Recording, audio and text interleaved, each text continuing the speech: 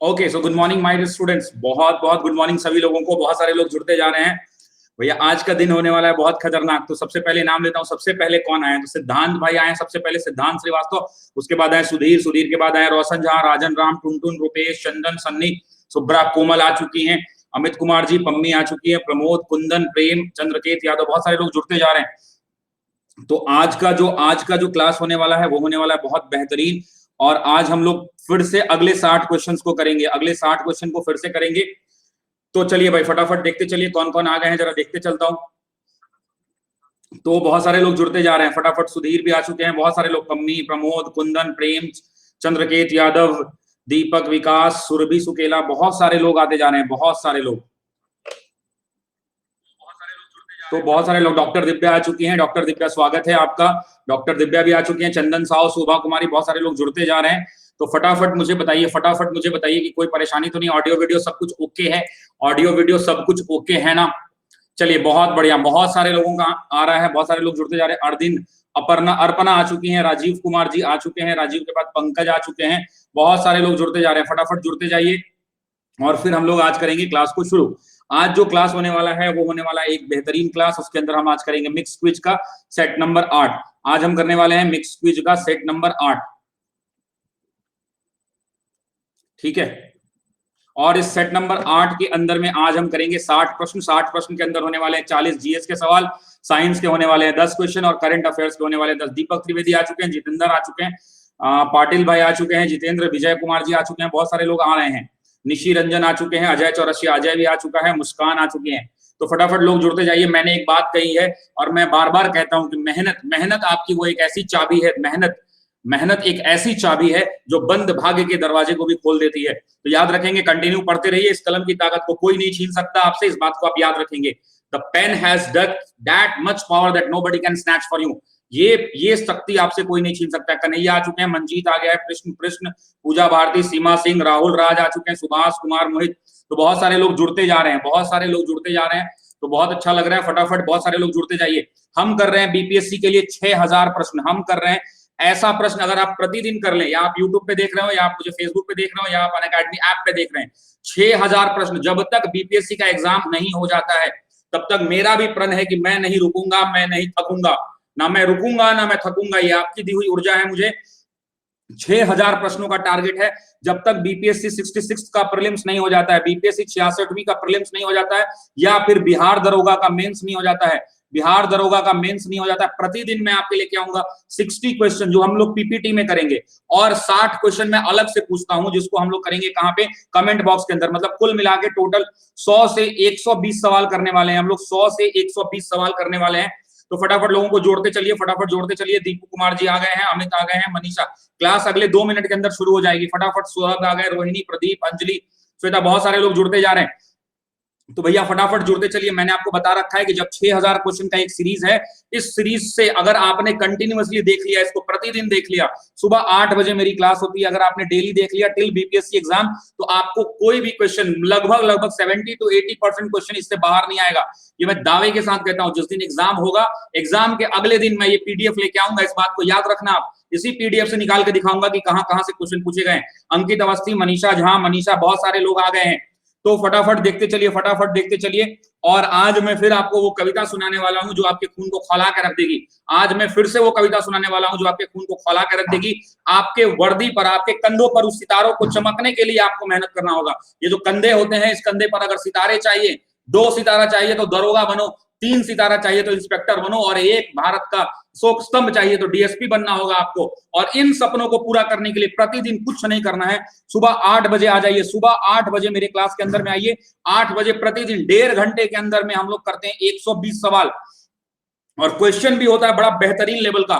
Question भी जो मिलता है वो होता है बड़ा बेहतरीन लेवल का। दिलीप जी आ चुके हैं, दिलीप फ्रॉम फतुआ, सन्नी कुमार, सुदर्शन भाई आ गए हैं। आप ग्रीन जोन से? हाँ भैया, कल लॉकडाउन को बढ़ा दिया गया है, तो कृपया सरकार के द्वारा सुझाए गए जो नियम है उनका आप पालन कीजिए। सरकार के द्वारा जो सुझाए गए नियम है उनका आप पालन कीजिए। और फटाफट लोगों को जोड़ते जाइए। चंदन भी आ गया है, चंदन भी आ गए हैं, बहुत सारे लोग आते जा रहे हैं। तो क्या क्लास को शुरू किया जाए? क्लास को क्या किया जाए? शुरू किया जाए। मिथुन आ गए हैं, गुड्डू, ब्यूटी, गौतम गधेला भी आ गए हैं, मिथुन, उमा, आरके, बहुत सारे लोग जुड़ते जा रहे हैं। तो फटाफट बताइए, क्लास को शुरू करें? Should we start the class now? तो फटाफट लाइक शेयर ठोकते चलिए भैया, लाइक शेयर ठोकते चलिए। जहां भी देख रहे हैं लाइक शेयर ठोकते चलिए फटाफट।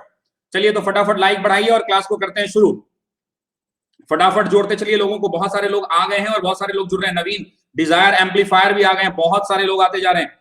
तो आज हम करने वाले हैं सेट नंबर 8 और आज हम करेंगे क्वेश्चन नंबर 411 से 470। अगर आपने क्वेश्चन नंबर 1 से लेकर 410 नहीं देखा है तो ये पीछे के प्लेलिस्ट में अवेलेबल है, आप जाके देख सकते हैं। क्वेश्चन नंबर 1 से लेकर क्वेश्चन नंबर 410 तक करा दिया गया है। मैं इस 470 को 470 से 4700 होगा और 4700 के बाद होगा 6000। तो याद रखेंगे मैं 6000 क्वेश्चन का प्रण लेके चला हूं। माया, हर्षिता, युवराज जी आ चुके हैं, बहुत बढ़िया। अभिषेक, विकास, ऋचा, लोग जुड़ते जा रहे हैं। ऋषि कुमार, तो चलिए क्वेश्चन नंबर 1 रहा आपके स्क्रीन के ऊपर।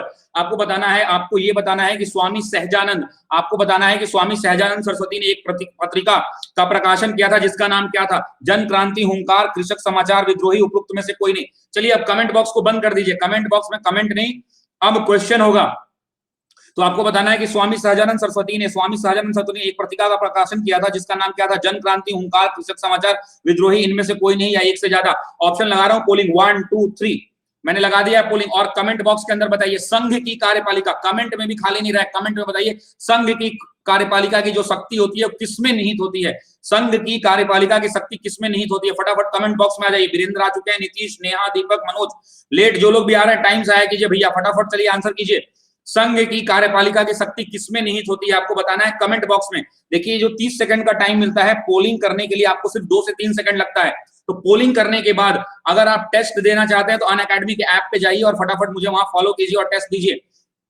30 सेकंड के अंदर इधर भी करेंगे और उधर भी करेंगे। तो चलिए सबसे पहले इस क्वेश्चन का आंसर देख लेते हैं भैया। आइए इस क्वेश्चन का आंसर देख लेते हैं सबसे पहले। तो इस क्वेश्चन का जो करेक्ट आंसर हो जाएगा वो हो जाएगा हुंकार। याद रखेंगे स्वामी सहजानंद सरस्वती की अगर मैं बात करूं तो 1889 से लेकर के 1950 तक, ये 1950 तक जीत थे और ये भारत के बहुत जाने माने स्वतंत्रता सेनानी भी थे और ये एक राष्ट्रवादी नेता भी थे। इन्हें जो है किसान आंदोलन का जनक माना जाता है। कभी भी क्वेश्चन आ सकता है कि किसान आंदोलन का जनक किसे कहा जाता है? तो याद रखेंगे किसान आंदोलन का जनक स्वामी सहजानंद सरस्वती को कहा जाता है।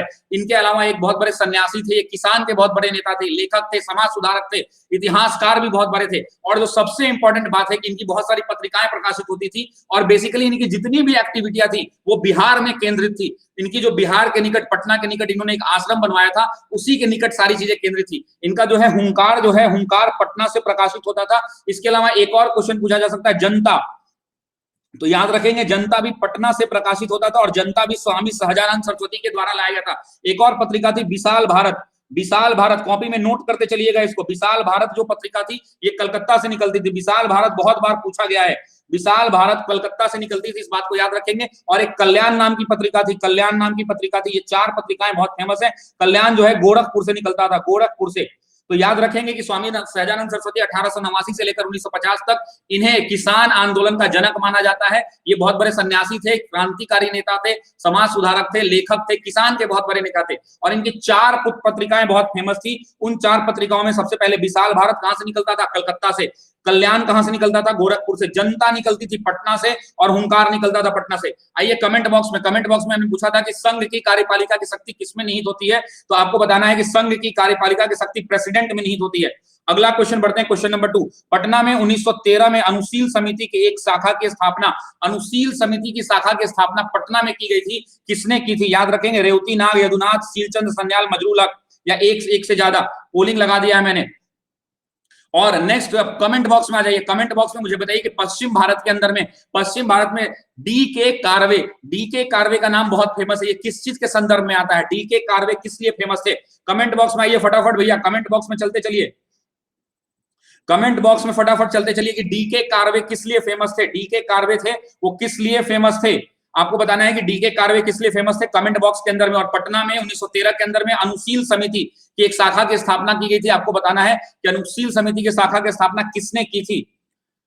बहुत बढ़िया, विधवा विवाह, सती प्रथा। चलिए बहुत बढ़िया। तो महिलाओं के उत्थान के लिए इनका जो है, और जो विधवा पुनर्विवाह के लिए डी के कार्वे जाने जाते थे। इस क्वेश्चन का जो करेक्ट आंसर हो जाएगा वो हो जाएगा शील चंद्र सन्याल। याद रखेंगे पटना में 1913 के अंदर में अनुशील समिति की जो शाखा बनाई गई थी उसमें शील चंद्र सन्याल शीलचंद्र नाथ सन्याल ने उसको स्थापित किया था। याद रखेंगे अनुशील समिति बहुत इंपॉर्टेंट, भी आप पढ़ लीजिएगा। अनुशील समिति ने अंग्रेजों के विरुद्ध बंगाल में गुप्त संस्था स्थापित की थी। गुप्त संस्था थी ये, क्या थी? गुप्त संस्था थी। इसका जो इसका मेन काम था वो था जो हमारे बंकिम चंद्र चट्टोपाध्याय थे उनके मार्गों के ऊपर चलना। किनके मार्ग के ऊपर चलना? तो बंकिम चंद्र चट्टोपाध्याय के मार्गों पर चलना। इस बात को याद रखिएगा, बहुत बार पूछा जाता है कि अनुशील समिति किस पर संबंधित थी, तो याद रखेंगे ये जो है बंकिम चंद्र चट्टोपाध्याय के मार्ग पर ही चलती थी। और यदुनाथ सरकार जो थे ये बहुत फेमस आदमी थे, ये एक इतिहासकार थे। याद रखेंगे ये कौन थे? एक हिस्टोरियन थे, इतिहासकार थे। He was a historian. और मजरूल हक के बारे में आपको पता है कि मजरूल हक जो कांग्रेस कमेटी के उपाध्यक्ष चुने गए थे, कांग्रेस कमेटी के क्या थे? ये उपाध्यक्ष चुने गए थे। और एक बात और है कि मजरूल हक की एक फेमस पत्रिका थी मातृभूमि। याद रखेंगे कौन सी भूमि? मातृभूमि एक बहुत फेमस इनकी पत्रिका थी मजरूल हक की। चलिए अगले क्वेश्चन की तरफ बढ़ते हैं। वर्ष 1922-23 में मुंगेर में किसान सभा का गठन किसने किया था? आपको बताना है कि किसान सभा का गठन किसने किया था। तो चार ऑप्शन है, स्वामी सहजानंद सरस्वती, श्री कृष्ण सिंह, मोहम्मद जुबैर और केएन सिंह, और उपरोक्त में से कोई नहीं या एक से ज्यादा। 5 ऑप्शन है, लगाते चलिए फटाफट। और कमेंट बॉक्स में मुझे बताइए कि भारत का सबसे बड़ा संघ राज्य क्षेत्रफल के हिसाब से कौन है? भारत का सबसे बड़ा संघ राज्य कौन है क्षेत्रफल के हिसाब से? पीएन शुक्ला, महेश, सुलेखा, बहुत सारे लोग जुड़ते जा रहे हैं। फटाफट लोग जोड़ते जाइए, फटाफट लोगों को जोड़ते चलिए। सबसे बड़ा संघ राज्य कौन है? संघ राज्य के बारे में बताना है आपको कि सबसे बड़ा संघ राज्य कौन है। बहुत बढ़िया, बहुत सारे लोगों का आंसर आ रहा है। लद्दाख, राजस्थान, लद्दाख, बहुत बढ़िया। 1922 के अंदर में आपको बताना है कि किसान सभा का गठन किसने किया था। पहले इस क्वेश्चन को ले लेते हैं, करेक्ट आंसर हो जाएगा ई ऑप्शन। याद रखेंगे मेरे भाई 1923 के अंदर में शाह मोहम्मद जुबैर और श्री कृष्ण दोनों ये बिहार से थे, और इन दोनों लोगों ने मिलकर किसानों की आवाज को उठाया था। और किसानों की आवाज को उठाने के लिए इन्होंने किसान सभा का गठन किया था। दोनों व्यक्तियों ने किसानों की आवाज को उठाया था और किसान सभा को गठन किया था। याद रखेंगे कि मोहम्मद जुबैर जो थे ये अध्यक्ष बनाए गए थे, और श्री कृष्ण सिंह जो है उपाध्यक्ष थे। ये उपाध्यक्ष थे। और याद रखेंगे ये कहां से दोनों बिलोंग करते थे? तो बेसिकली मुंगेर जिला से बिलोंग करते थे। कहां से बिलोंग करते थे? तो मुंगेर जिला से ये बिलोंग करते थे। तो इस क्वेश्चन का जो करेक्ट आंसर हो जाएगा, इस क्वेश्चन का करेक्ट आंसर क्या हो जाएगा? ई ऑप्शन हो जाएगा। तो याद रखेंगे कि मुंगेर के अंदर में जो नगर निगम का चुनाव होता था, नगर निकाय का, उसके अंदर ये अध्यक्ष थे और ये उपाध्यक्ष थे। तो मुंगेर के अंदर किसान सभा का गठन किसने किया था? तो करेक्ट आंसर हो जाएगा ई ऑप्शन। बढ़ते हैं अगले सवाल की तरफ। वर्ष 1934 में Bihar socialist party, next question है, वर्ष 1934 में बिहार सोशलिस्ट पार्टी के सचिव कौन थे? बिहार सोशलिस्ट, याद रखिएगा, आचार्य नरेंद्र देव, जयप्रकाश नारायण, रामवृक्ष बेनीपुरी, कर्पूरी ठाकुर, और उपयुक्त में से कोई नहीं है, एक से ज्यादा। पोलिंग लगाइए फटाफट और बताइए कि हॉर्नबिल, कमेंट बॉक्स में आइए, हॉर्नबिल त्योहार कहां मनाया जाता है? हॉर्नबिल त्योहार कहां मनाया जाता है? आपको बताना है कि हॉर्नबिल त्योहार कहां मनाया जाता है। कमेंट बॉक्स में आइए भैया, कमेंट बॉक्स में बताइए कि दोनों तरफ चलिए। ये 30 सेकंड का टाइम मैं वेस्ट नहीं होने दूंगा, याद रखिएगा। 30 second is also very important. You have to answer one question in polling and another in comment box. Means what? We will do 60 into 2, we'll do 60 into 2, that is 120 question. हम लोग कितने question करेंगे? 120 question करेंगे। इस बात को याद रखेंगे, हम लोग 120 क्वेश्चन करेंगे। बहुत बढ़िया, तो हॉर्नबिल का आंसर आने लगा है, हॉर्नबिल का भी आंसर आने लगा और इधर का भी आंसर लगाने। क्वेश्चन नंबर है ये 414। याद रखेंगे इस क्वेश्चन का करेक्ट आंसर क्या होगा? The correct answer of this question will be Jayaprakash Narayan. याद रखेंगे मेरे भाई कि बिहार कांग्रेस जो है, बिहार कांग्रेस समाजवादी दल, याद रखेंगे बिहार कांग्रेस समाजवादी दल बहुत इंपॉर्टेंट है, ध्यान से सुनिएगा, बहुत इंपॉर्टेंट। इससे बहुत सारे, इसकी स्थापना कब हुई थी? तो 1934 के अंदर हुई थी। थोड़ा और ध्यान रखेंगे, इसके जो मुख्य अनुयायी थे, जो अनुयायी थे, वो कौन थे? जयप्रकाश नारायण। जयप्रकाश नारायण के अलावा एक व्यक्ति और भी था जो बहुत फेमस था, वो अशोक मेहता। याद रखेंगे कौन व्यक्ति? अशोक मेहता। अशोक मेहता के अलावा एक और मीनू मसानी का नाम लोग भूल जाते हैं। मीनू मसानी के ऊपर यूपीपीसीएस के अंदर में सवाल आ चुका है। याद रखेंगे मीनू मसानी किससे संबंधित थी? तो बिहार सोशलिस्ट पार्टी। एक और सवाल यहां से पूछा जा सकता है कि इस सोशलिस्ट पार्टी का पहला अधिवेशन कहां हुआ था? तो याद रखेंगे इसका पहला अधिवेशन बिहार राज्य की राजधानी पटना के अंदर हुआ था। और इसके सचिव कौन थे? तो जयप्रकाश नारायण। तो आपसे सवाल बनेगा कि इसके अध्यक्ष कौन थे? तो अध्यक्ष थे आचार्य नरेंद्र देव। आचार्य नरेंद्र देव क्या थे? अध्यक्ष थे। अब जो मैंने क्वेश्चन इधर पूछा है, इधर जो क्वेश्चन पूछा है उसका आंसर बता दो। मैंने पूछा था कि हॉर्नबिल कहां से संबंधित है? तो करेक्ट आंसर हो जाएगा नागालैंड। नेक्स्ट क्वेश्चन की तरफ बढ़ते हैं। बिहार से भारतीय संविधान सभा के सदस्य कौन थे? आपको बताना है कि बिहार से भारतीय संविधान सभा के सदस्य कौन थे? एएन सिन्हा, राजेंद्र प्रसाद, जगजीवन राम, श्यामनंद प्रसाद सिन्हा, उपयुक्त में से कोई नहीं या एक से ज्यादा। ये लीजिए, अब आप हमको एक और कमेंट बॉक्स में आ जाइए, कमेंट बॉक्स में बताइए ग्रीन मफलर, ग्रीन मफलर किससे संबंधित है? जल प्रदूषण, वायु प्रदूषण, मृदा प्रदूषण, ध्वनि प्रदूषण, किससे संबंधित है? किससे संबंधित है? कमेंट बॉक्स खोल दीजिए भैया, कमेंट बॉक्स में आइए, फटाफट कमेंट बॉक्स खोलिए। किससे संबंधित है? क्या पूछा है मैंने? ग्रीन मफलर, ग्रीन मफलर किससे संबंधित है? एक क्वेश्चन इधर, एक क्वेश्चन उधर, एक सेकंड बर्बाद नहीं होने दूंगा, एक सेकंड बर्बाद नहीं होने दूंगा। बहुत बढ़िया, air pollution, sound pollution, air pollution, correct answer होगा एयर पोल्यूशन।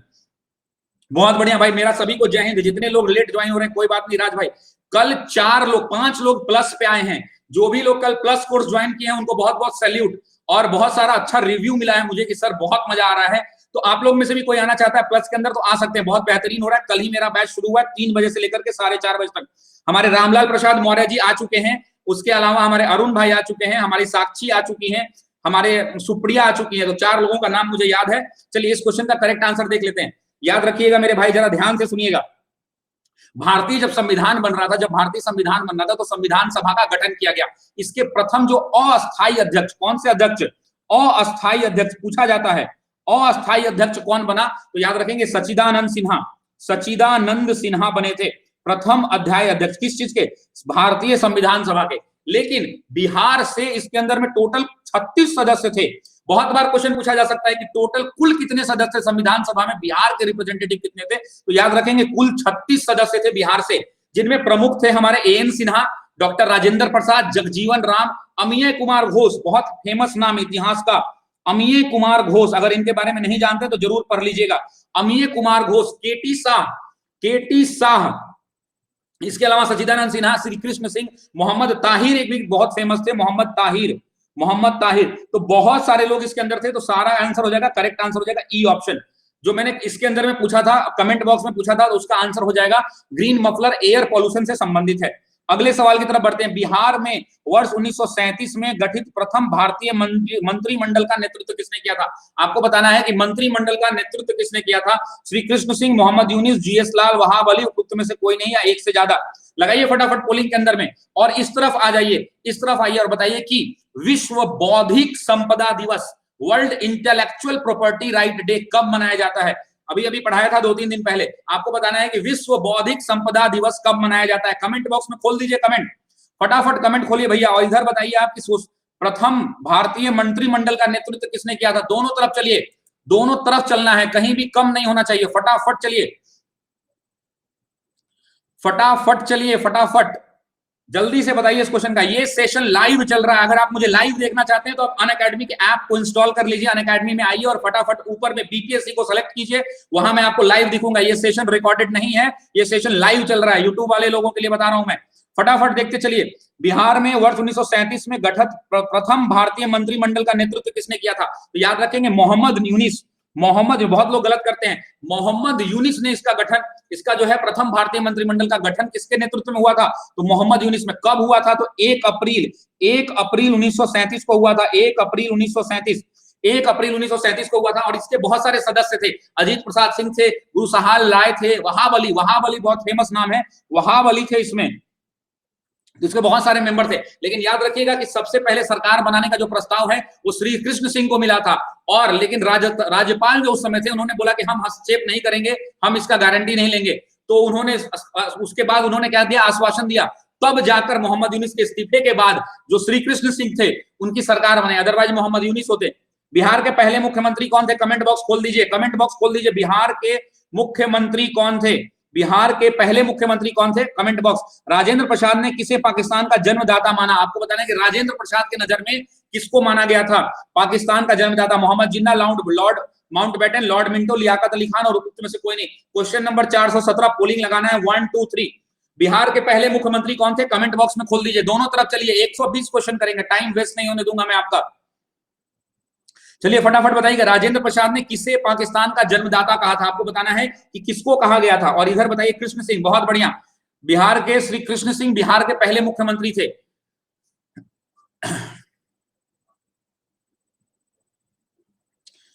चलिए, तो बहुत सारे लोगों का आंसर आ रहा है मोहम्मद जिन्ना। मैं इसीलिए बोल रहा था कि बहुत लोग गलती करेंगे। पोल एकदम सही है 1000%।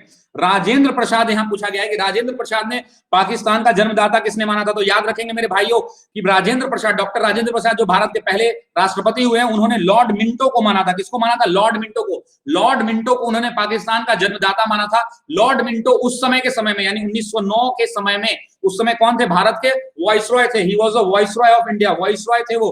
वाइसरॉय होने के कारण उनको क्या माना गया? पाकिस्तान का जनक माना गया। एक बात और समझ ली कि जब मॉर्ले मिंटो रिफॉर्म आया था, मॉर्ले मिंटो अधिनियम जब आया था 1909 में, जब लागू किया गया था, तो यही अधिनियम था जिसमें मुसलमानों के लिए पृथक मताधिकार और पृथक निर्वाचन क्षेत्रों का स्थापना किया गया। इसीलिए मॉर्ले मिंटो रिफॉर्म जो आया था, मॉर्ले मिंटो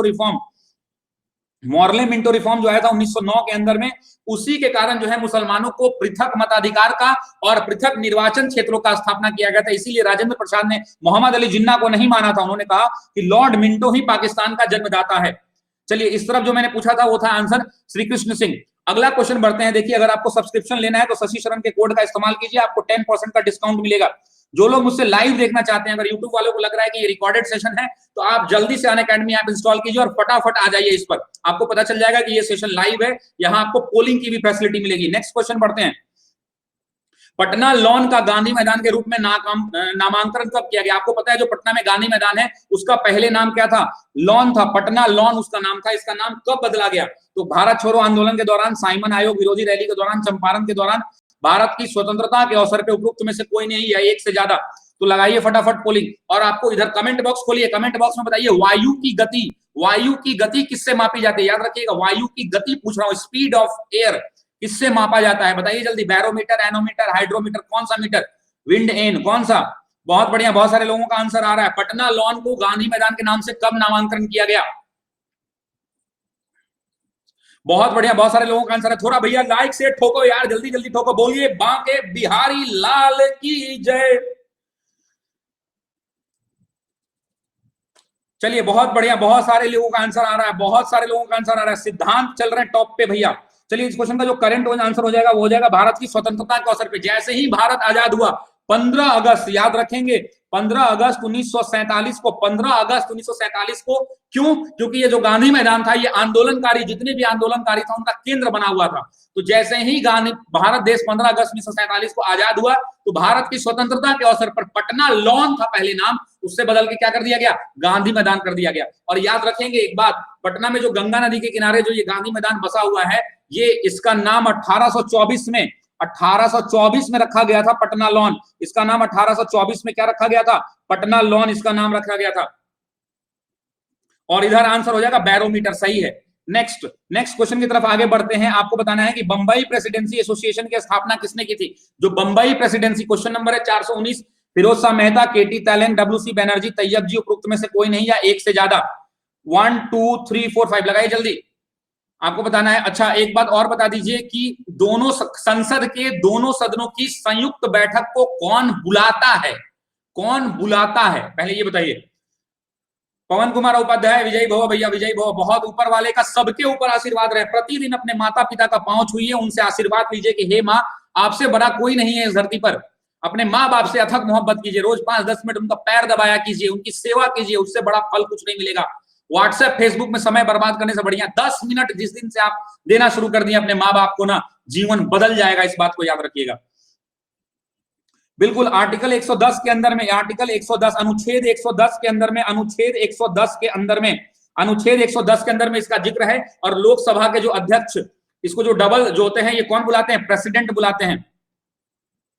ठीक है, बुलाता कौन है? प्रेसिडेंट। और इसकी अध्यक्षता कौन करते हैं? तो अध्यक्षता लोकसभा के स्पीकर करती हैं। चलिए, इस क्वेश्चन को बंबई प्रेसिडेंसी इसकी स्थापना कौन की थी? तो करेक्ट आंसर हो जाएगा ई ऑप्शन। इसमें से कोई नहीं था, याद रखेंगे। इन तीनों लोगों ने, कौन कौन? फिरोज शाह मेहता, केटी तलैंग और डब्ल्यूसी बनर्जी, इन दोनों, और तैयब जी भी थे। केटी तलैंग, फिरोज शाह मेहता और केटी तलैंग और तैयब, डब्ल्यूसी बनर्जी नहीं थे, तैयब जी। यानी ए वाला और बी वाला और डी वाला, ये तीनों ने मिलकर किया था। इसलिए आंसर क्या हो जाएगा? एक से ज्यादा। याद रखेंगे कि कांग्रेस ने बहुत सारी संस्था बनाई देश के अंदर में। जैसे एक एग्जांपल बताता हूं, कोई बता सकते हैं? Madras native association, Madras native association. हाँ, प्रेसिडेंट बुलाते हैं। मद्रास नेटिव एसोसिएशन भी कांग्रेस ने बनाया था। बहुत बार सवाल पूछा जा सकता है कि मद्रास नेटिव किसने बनाया था, तो लोग गलत कर देंगे, इसलिए याद रखिएगा Madras native association. Madras native association कब बनाया गया? तो 1852 के अंदर में, 1852 के अंदर में, आर्टिकल 108 के अंदर, ठीक है। मद्रास नेटिव एसोसिएशन कब बनाया गया? तो 1852 के अंदर बनाया गया था। और मद्रास महाजन सभा भी एक बनाई गई थी, मद्रास महाजन सभा, मद्रास महाजन सभा। ये सब ना नाम पूछे जा सकते हैं, इसलिए ध्यान रखिएगा, क्योंकि क्वेश्चन भी ना, आयोग भी क्वेश्चन सेम सेम पूछ के थक गया है, तो पूछ लेगा मद्रास महाजन सभा कब बनाई गई थी, तो याद रखेंगे 1884 के अंदर में बनाई गई थी, कांग्रेस के एस्टेब्लिशमेंट से पहले। देखिए, जब कांग्रेस बनाई गई ना, कांग्रेस बनने से, भारतीय राष्ट्रीय कांग्रेस बनने से पहले बहुत सारी संस्थाओं का निर्माण हुआ। इसका 1852 में हुआ। उसके बाद बंबई एसोसिएशन, मुंबई प्रेसिडेंसी की स्थापना कब हुई? 1866 के अंदर में। लेकिन अंततः इन सब के बाद कोई सक्सेस नहीं हुआ, तो लास्ट में बना भारतीय राष्ट्रीय कांग्रेस। इंपेरियल कैडेट कॉर्प्स की स्थापना किसने की थी? बहुत इंपॉर्टेंट क्वेश्चन है, आपको बताना है कि imperial cadet corps, lord Minto, lord Curzon, lord Lytton, lord Ripon, उपयुक्त में से कोई नहीं। 1 2 3 लगाइए, पोलिंग फटाफट। कमेंट बॉक्स में आइए, कमेंट बॉक्स में चंगेज खां का मूल नाम क्या था? कमेंट बॉक्स खोल दीजिए भैया, चंगेज खां का नाम बताओ जल्दी से, फटाफट बताइए जल्दी से।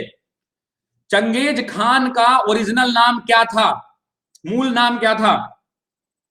इधर खोलिए, imperial cadet, imperial cadet, Genghis Khan का मूल नाम बताइए क्या था, फटाफट। महमूद गोरी, क्या था नाम? कोई नहीं बताएगा।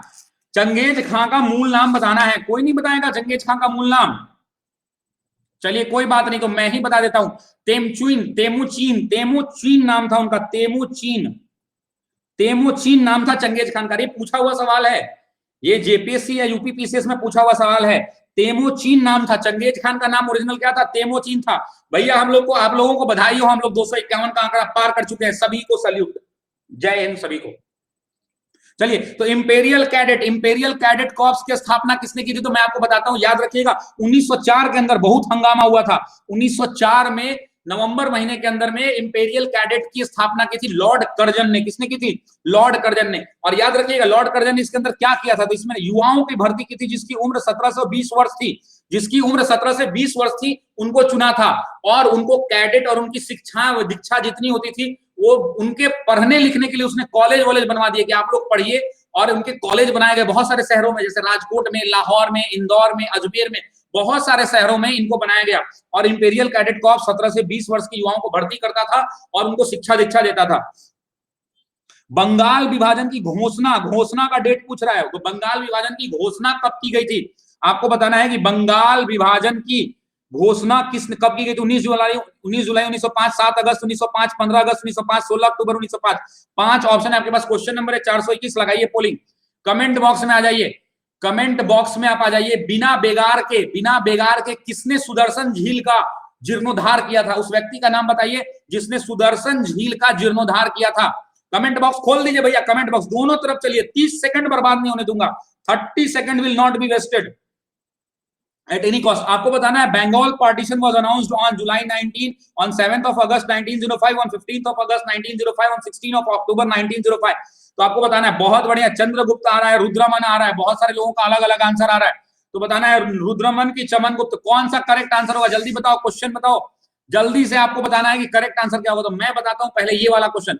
बिना बेगार के सुदर्शन जो झील है उसका जीर्णोद्धार करने वाले का नाम था रुद्रदामन प्रथम। रुद्रदामन प्रथम, क्या नाम था?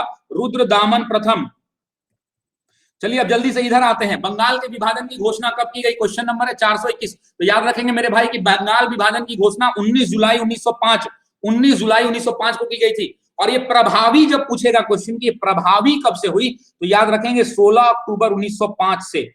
दोनों अलग अलग सवाल है, ध्यान रखिएगा। बंगाल विभाजन की घोषणा लॉर्ड कर्जन ने की थी। किसने की थी? लॉर्ड कर्जन ने की थी। Who has done this? Lord Curzon.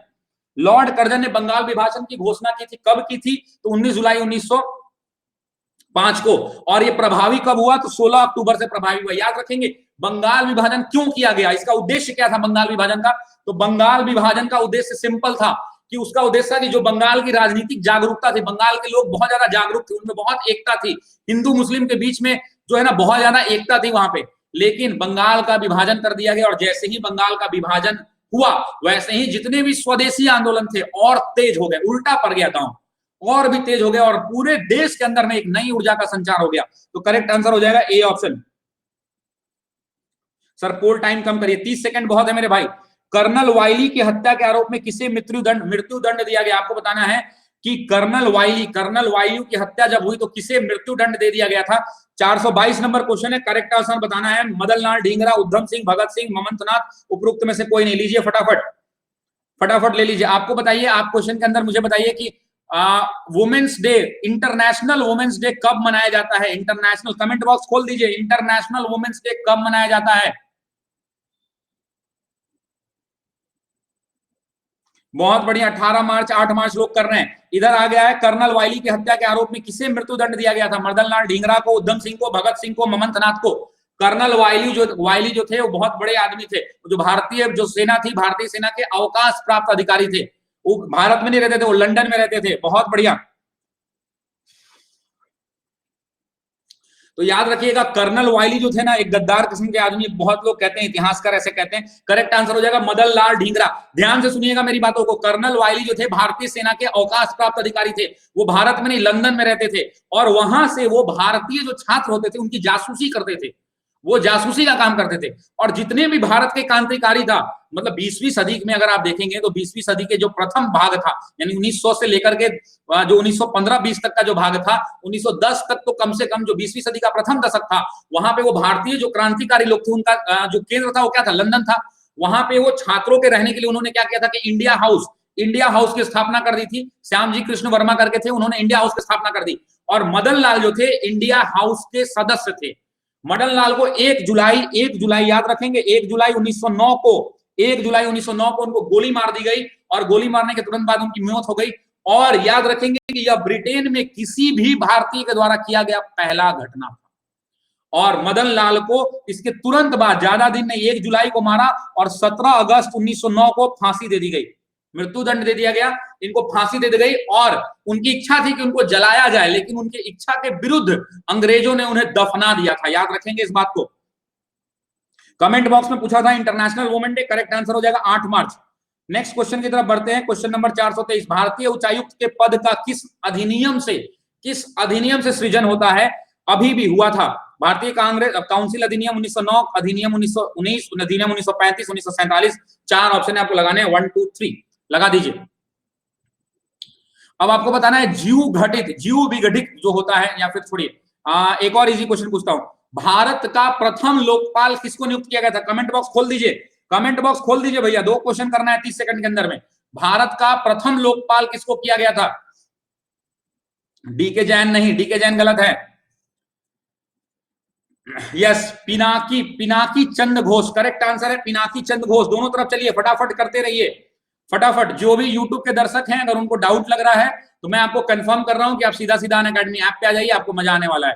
PDF मिलेगा आपको, हमारे ग्रुप है, आपको अगर जानना है तो 6203279540 स्क्रीनशॉट कर लीजिए। क्लास खत्म होने के बाद इस व्हाट्सएप के ऊपर हाई करके भेज दीजिएगा, आपको जो है क्वेश्चन आंसर के साथ भेज दिया जाएगा।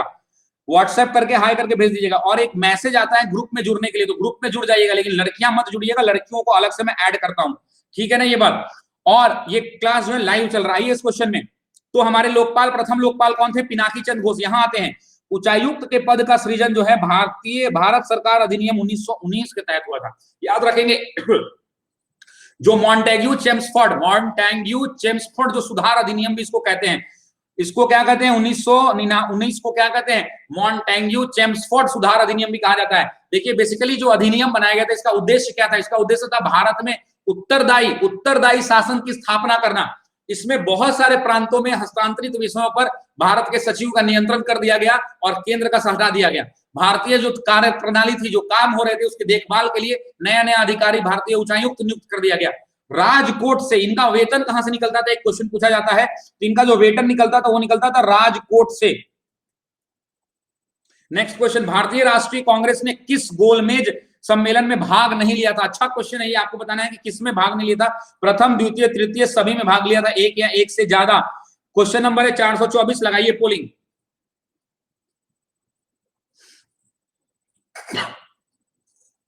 कमेंट बॉक्स खोल दीजिए, आपको कमेंट बॉक्स में बताना है कि भारत में ये क्या बता दीजिए, वी आर डिस्प्लेस्ड नाम की पुस्तक किसने लिखी है? कमेंट बॉक्स में बताइए। वी आर डिस्प्लेस्ड बहुत फेमस है। 4 ऑप्शन भी दे देता हूं, ममता बनर्जी, मलाला यूसुफजई, आ ही गया आंसर, नवीन चावला। बहुत बढ़िया, तो दोनों तरफ चलिए भैया, बोलिए एक बार, बांके बिहारी लाल की जय। चलिए तो बोलिए फटाफट, इस क्वेश्चन का आंसर देख लेते हैं। ध्यान रखिएगा मेरे भाई, इसका आंसर हो जाएगा ई ऑप्शन। क्यों? देखिए, जो प्रथम सम्मेलन हुआ था भारतीय राष्ट्रीय कांग्रेस में, उसमें कोई प्रतिनिधि नहीं भेजा था। द्वितीय में महात्मा गांधी कांग्रेस के एक प्रतिनिधि बनकर भाग लिए थे, लेकिन इसका जो मेन कारण था वो था सांप्रदायिक प्रतिनिधित्व के आधार पर सीटों का बंटवारा। उस पर डिस्कशन होता है कि भैया जिसका जितना जनसंख्या है, प्रतिनिधि है, जिस संप्रदाय का जितना जनसंख्या है उसके हिसाब से उसका प्रतिनिधि होना चाहिए। और जो तीसरा गोलगेज सम्मेलन हुआ था उसमें कांग्रेस का किसी सदस्य ने हिस्सा नहीं लिया था। तो याद रखेंगे, तीनों गोलगेज संबंध में केवल मुस्लिम लीग के सदस्य भाग लेते थे, और डॉक्टर अंबेडकर भी थे जो भाग लेते थे। डॉक्टर बी आर अंबेडकर इसमें भाग लेते थे। अच्छा, ये जो क्वेश्चन मैंने आपसे पूछा था कि अभी कमेंट बॉक्स के अंदर में पूछा था कि वी आर डिस्प्लेस्ड नाम की पुस्तक किसने लिखी है? तो मलाला यूसुफजई ने लिखी है। किसने लिखी है? मलाला यूसुफजई ने लिखी है। रामलाल जी, आप प्लस में आ गए हैं, कैसा लग रहा है प्लस का क्लास? मजा आ रहा है?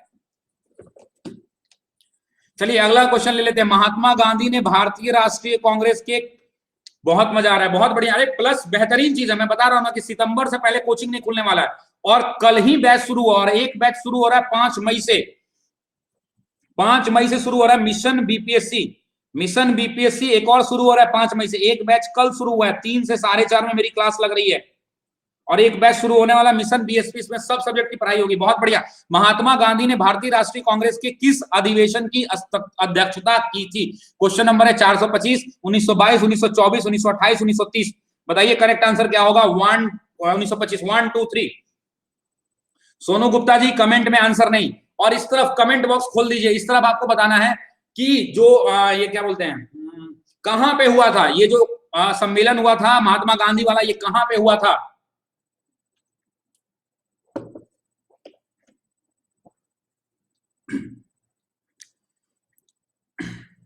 बहुत बढ़िया, बहुत बढ़िया मेरे भाई। चलिए तो याद रखेंगे, महात्मा गांधी ने जिस भारतीय राष्ट्रीय कांग्रेस के जिस अधिवेशन की अध्यक्षता की थी 1924 में हुआ था। कब हुआ था? 1924 में, बी ऑप्शन। और कहां हुआ था? तो बेलगांव कर्नाटक में। यहां मैंने नौकरी की है, मैं यही पोस्टिंग था। कर्नाटक, रामनगर, धारवाड़, हुबली, ये गोवा के बगल में इलाके पड़ते हैं। कर्नाटका महाराष्ट्र का बॉर्डर लगता है, यही मेरी नौकरी थी। बेलगांव कर्नाटक के अंदर, बेलगांव में एक जगह है, बहुत खूबसूरत जगह है, मौसम बहुत सुहावना रहता है। मेरी इच्छा है कि आपकी भी जल्द से जल्द नौकरी हो और आप भी कहीं कहीं घूम के आए, थोड़ा टूर लेके आए। याद रखिए ना, कांग्रेस में एक बार गांधी जी, इसके बाद 1924 के बाद ऐसा कभी नहीं हुआ कि महात्मा गांधी ने कभी कांग्रेस के अध्यक्ष पद को संभाला था। नेक्स्ट क्वेश्चन, इनमें से कौन कैबिनेट मिशन के सदस्य नहीं थे? क्वेश्चन नंबर है 424। Pethick Lawrence, Wavell, Stanford, Cripps, A V Alexander, उपरोक्त में से कोई नहीं और एक से ज्यादा। तो कौन सदस्य नहीं थे? ध्यान रखिएगा, नहीं के बारे में पूछ रहा है, लगाइए पोलिंग। और इधर आ जाइए, कलिंग युद्ध का शासन कब हुआ था? कलिंग युद्ध कब हुआ था? पहला कलिंग युद्ध कब हुआ था? कमेंट बॉक्स खोल दीजिए। कलिंग युद्ध कब हुआ था? पहला कलिंग युद्ध।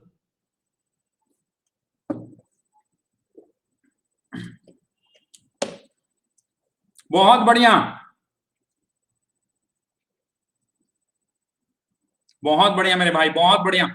सभी को ऊपर वाला आशीर्वाद दे, ईश्वर करे आप सब सफल हो। मेहनत जो व्यक्ति करेगा यार, उसकी सफलता कोई नहीं रोक सकता है। इस कलम के रिफिल को नहीं पता है कि ये गरीब के बच्चे से लिखा गया आंसर है या अमीर बाप का बेटा इस कलम से आंसर लिख रहा है। मर्सिडीज से जाने वाला बीपीएससी का एग्जाम में, मेंस एग्जाम देने के लिए मर्सिडीज से जाने वाले का बेटा भी फेल हो सकता है, और पैदल चलकर जाते हुए भी बेटा पास हो सकता है। इसलिए अपने कलम की ताकत को पहचानिए, अपने समय का सदुपयोग कीजिए और जीवन में एक नई गाथा लिख दीजिए। इनमें से कौन कैबिनेट मिशन के सदस्य नहीं थे? Pethick Lawrence Wavell Stafford Cripps. तो याद रखेंगे क्या आंसर होगा, बी ऑप्शन आंसर हो जाएगा, वेबल। बस मेरे ऊपर और मेरे से ज्यादा ऊपर वाले का आशीर्वाद है, वो सब देख रहा है, आपका सब देख रहा है, आपकी मेहनत। आप प्रतिदिन सुबह 8 बजे क्लास आते हैं, अगर आपने जीवन में अगर 2 महीने ये कंटिन्यू कर दिया, मैं गारंटी दे रहा हूं, जिस दिन बीपीएससी का पीटी का एग्जाम होगा या जिस दिन दरोगा का एग्जाम होगा, उस दिन मैं उसके बाद आऊंगा ये पीपीटी लेकर, ये पीडीएफ लेकर, और अंडरलाइन करके बताऊंगा कि कितने क्वेश्चन लड़े हैं। इस बात को याद रखिएगा। करेक्ट आंसर हो जाएगा वेबल। ध्यान रखिएगा, थोड़ा सा सुन लीजिए। जब कैबिनेट मिशन आया था तो उस समय ब्रिटेन के प्रधानमंत्री कौन थे, क्लीमेंट एटली, जिनको लेबर पार्टी के मेंबर माने जाते थे। क्लीमेंट एटली कौन थे, क्लीमेंट एटली, क्लीमेंट एटली थे उस समय ब्रिटेन के प्रधानमंत्री। और उन्होंने ही उनको जो है, उन्होंने 1946 में वो भारत आए, उनको भेजा गया, लेबर पार्टी के द्वारा भेजा गया था। और मिशन जो था उसका मुख्य उद्देश्य क्या था कि भारतीय नेताओं, जो भी भारत के नेता थे, उनके साथ मिलकर यह विश्वास दिलाना था कि जो भी सरकार बनेगी वो संवैधानिक मामले पर समझौता करने हेतु उत्सुक नहीं रहेगी। इसके 3 सदस्य थे, लॉर्ड पैथिक लॉरेंस जो भारत में उसके सचिव थे, board of sir Stafford Cripps और नौसेना मैत्री एजी अलेक्जेंडर, ये तीनों भारत आए थे। क्रिप्स जो मिशन था उसके अध्यक्ष कौन थे, तो पैथिक लॉरेंस उसके अध्यक्ष थे, पैथिक लॉरेंस उसके अध्यक्ष थे, इस बात को याद रखेंगे। नेक्स्ट क्वेश्चन, नाउ और नेवर पैम्पलेट, नाउ और नेवर बहुत इंपॉर्टेंट है, आपको बताना है कि नाउ और नेवर किसने लिखा था, मोहम्मद अली जिन्ना ने, मोहम्मद इकबाल ने, रहमत अली ने, रफी खान ने, और उपरोक्त में एक या एक से ज्यादा। क्वेश्चन नंबर है 427, ऑप्शन होगा सी। इसके पहले का अगर आप क्वेश्चन, चलिए पहले कमेंट बॉक्स खोल देता हूं, कमेंट बॉक्स खोल देता हूं। जीएसटी बिल कब लागू किया गया, जीएसटी कब भारत में लागू हुआ,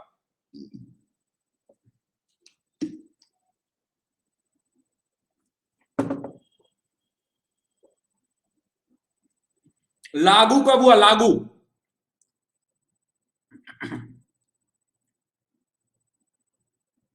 2017 आंसर सही होगा, 1 जुलाई 2017, याद रखेंगे 1 जुलाई 2017 को भारत में जीएसटी लागू कर दिया गया। बहुत बढ़िया, बहुत उम्दा सही हो गया, मजा आ रहा है क्लास के अंदर में आपको भी। दोनों तरफ चलिए, दोनों तरफ। हर्ष आए हैं, हर्ष आपका स्वागत है भैया, हर्ष, जय हिंद सभी लोगों को मेरा। चलिए, तो नाउ और नेवर पैम्पलेट किसने लिखा था, तो आंसर हो जाएगा रहमत अली। जरा ध्यान से सुनिएगा, चौधरी रहमत अली, इनका पूरा नाम क्या था, चौधरी रहमत अली, चौधरी रहमत अली ने लिखा था। इस पैम्पलेट के माध्यम से वो क्या कहना चाहते थे, उन्होंने एक अलग देश पाकिस्तान निर्माण की घोषणा करते हुए उन्होंने लिखा कि अभी नहीं तो कभी नहीं।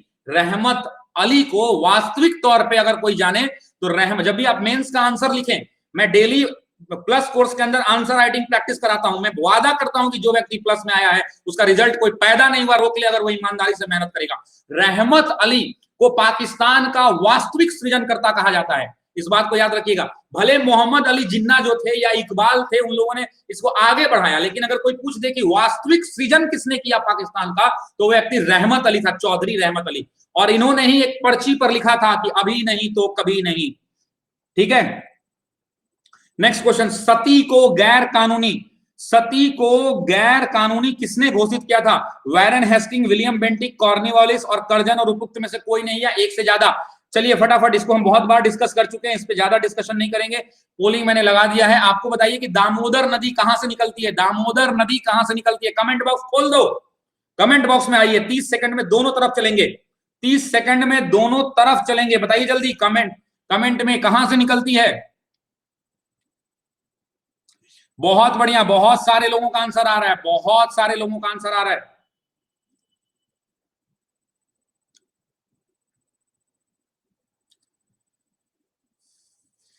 बहुत बढ़िया, बहुत बढ़िया, छोटा नागपुर पठार, बहुत बढ़िया, यही पूछना था मुझे, प्लेटू आंसर छोटा नागपुर पठार, बहुत बढ़िया।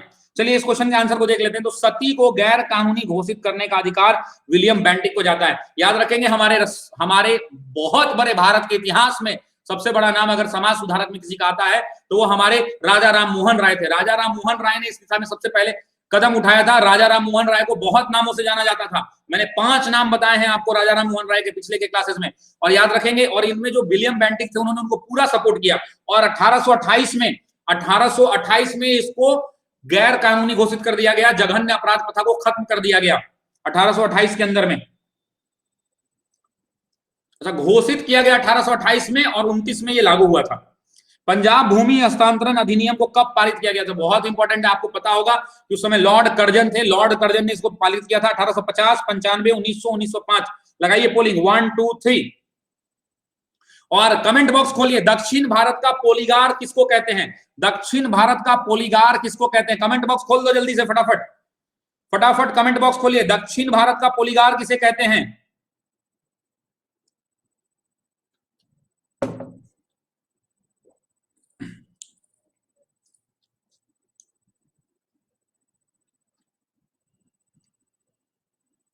गलत है। दक्षिण भारत का पोलीगार बताना है आपको, किसको कहते हैं दक्षिण भारत का पोलीगार? क्वेश्चन का करेक्ट आंसर बताइए क्या होगा? दक्षिण भारत का पोलीगार किसको कहा जाता है? कोई नहीं बताएंगे? कोई नहीं? मजा नहीं आया। याद रखेंगे जो उसके जो क्षेत्रीय प्रशासक थे। नेक्स्ट क्वेश्चन दिल्ली जी, इसमें देख लेते हैं। पंजाब भूमि हस्तांतरण अधिनियम कब पारित किया गया? तो करेक्ट आंसर हो जाएगा वर्ष 1900 में। कब पारित किया गया? वर्ष 1900 में। उस समय के वायसराय थे लॉर्ड कर्जन। कौन वायसराय थे? Lord Curzon. लॉर्ड कर्जन उस समय वायसराय थे और लॉर्ड कर्जन जो थे इस अधिनियम को पारित करवाकर जो पंजाब प्रांत है उसमें जो किसानों को जो साहूकार लोग लोन देते थे और उनको बेदखल कर देते थे जमीन से, कि लोन लेते थे कम ब्याज पर, और कम ब्याज पर देने के लिए उनको सरकारी बैंक वगैरह का लोन का स्थापना किया गया और उनको साहूकारों द्वारा क्या दिया जाने लगा? बेदखली से बचाया गया। तो जितने भी लोग बेदखल हो जाते थे उनको बचाया गया। तो याद रखेंगे करेक्ट आंसर हो जाएगा सी ऑप्शन। नेक्स्ट क्वेश्चन, राज्य विभाग की स्थापना किसकी अध्यक्षता में की गई थी? बहुत इंपॉर्टेंट है, आपको बताना चाहिए। नेटिव स्टेट इसको कहते हैं। नेटिव स्टेट की स्थापना की मांग की गई थी, तो किसकी अध्यक्षता में? महात्मा गांधी, जवाहरलाल नेहरू, जीबी पंत, सरदार पटेल, उपरोक्त में से कोई नहीं आई, एक से ज्यादा। लगाइए पोलिंग 1 2 3। अगला बताइए कि इलाहाबाद का किला, इलाहाबाद का जो किला है वो किसके द्वारा बनवाया गया था?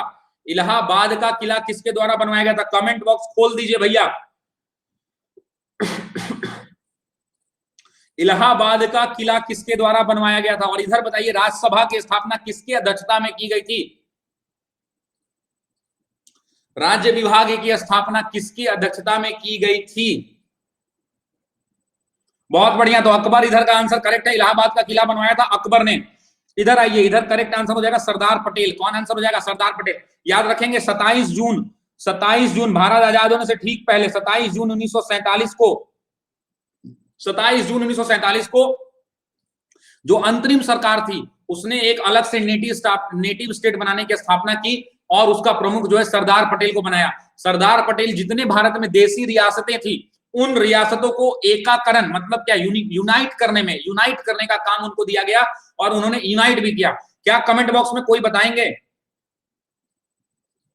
अच्छा सी लगा दिया था, कोई बात नहीं भाई, कोई बात नहीं, गलती हो गई, कोई बात नहीं। कोई बताएंगे कि सरदार पटेल ने कितनी रियासतों का, भारत में जब आजाद हुआ तो कितनी रियासतें थी? कितनी रियासतें थी?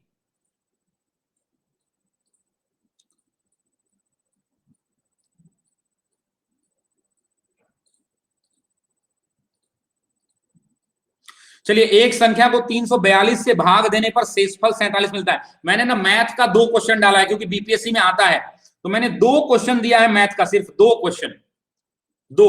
तो मुझे उम्मीद है कि आप 2 क्वेश्चन बना देंगे। कहता है एक संख्या को 342 से भाग करने पर, 342 से भाग देने पर, एक संख्या है उसको भाग देने पर शेषफल कितना मिलता है? 47 मिलता है। यदि उसी संख्या को 19 से भाग दे दिया जाए, 19 से भाग दे दिया जाए, कोई एक संख्या है x, उसको जब 342 से भाग देते हैं तो भागफल 47 मिलता है। अगर इसी संख्या को 19 से भाग दे दिया जाए तो शेषफल कितना मिलेगा आपको बताना है। 1 2 3। इसमें कमेंट वाला क्वेश्चन ही दूंगा क्योंकि आपको सॉल्व करना पड़ेगा।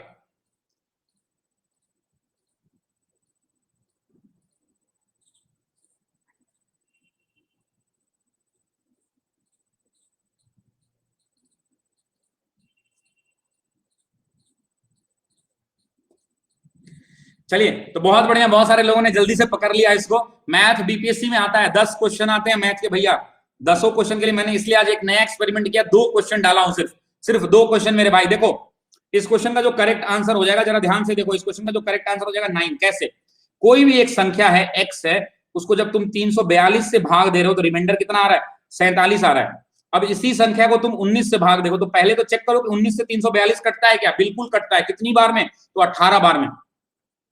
अब इसको काटना है तो 19 से ये 19 दूनी का 38 जाएगा, तो 38 जब जाएगा तो 47 में से 38 घटा दो, कितना रिमाइंडर बचा? 9 बचा, तो करेक्ट आंसर हो जाएगा 9। सर आप जेपीएससी में आइए प्लीज। जेपीएससी में नहीं आ सकता मैं, शशि शरण के कोड का इस्तेमाल करेंगे तो 10% का डिस्काउंट मिलेगा। सॉरी भाई, जेपीएससी में स्मिता नहीं आ सकता। मैं बीपीएससी हूं, मैंने एक बीड़ा उठाया है कि इस बार अनअकैडमी से सिलेक्शन दिलाना है फाइनल लिस्ट में। नेक्स्ट क्वेश्चन की बात करते हैं। एक व्यक्ति अपने आय का 66.2/3% खर्च करता है और 1200 रुपए प्रति महीना बचा लेता है, तो बताइए उसका मासिक खर्च क्या होगा? पोलिंग लगा दीजिए 1 2 3 जल्दी से। 66% आय यानी क्या? 66 का मतलब 2/3 खर्च कर देता है, यानी 2 का मतलब 2 खर्च कर देता है, 3 है, यानी 1 का मतलब हो गया 1200। उसका क्या पूछा है? महीना कितना है? तो 12 उसका एक्सपेंडिचर, तो 12 दूनी का 2400 आ जाएगा। 12th फेल आ गए हैं, अनन्या मुग्दल आई हैं, प्रीतम आई हैं, शिवम कुमार जी आए। All of you welcome to my class. I have asked the maths question, it is only 2 in number. सिर्फ 2 क्वेश्चन पूछे गए हैं मैथ्स के। चलिए इस क्वेश्चन को देख लेते हैं फटाफट। आइए मैं बता देता हूं। 66 2/3% का मतलब होता है 2/3।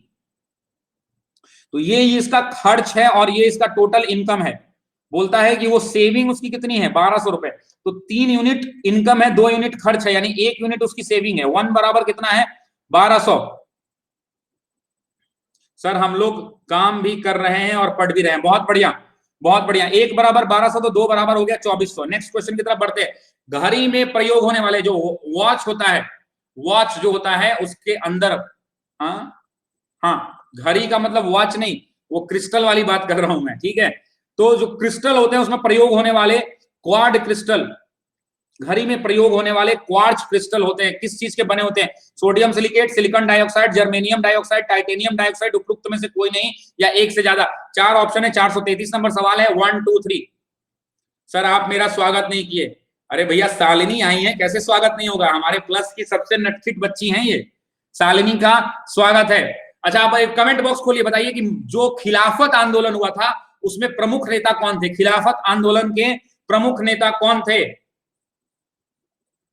कमेंट बॉक्स खोल दो भैया, फटाफट कमेंट बॉक्स खोलो, क्या आंसर होगा बताओ, जल्दी बताइए।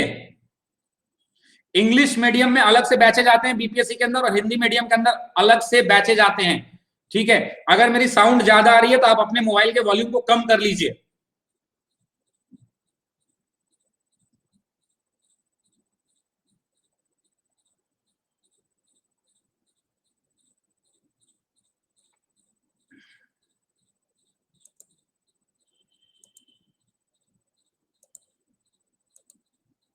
चलिए तो बहुत सारे लोगों का आंसर आ गया है, बहुत सारे लोगों का आंसर आ गया है।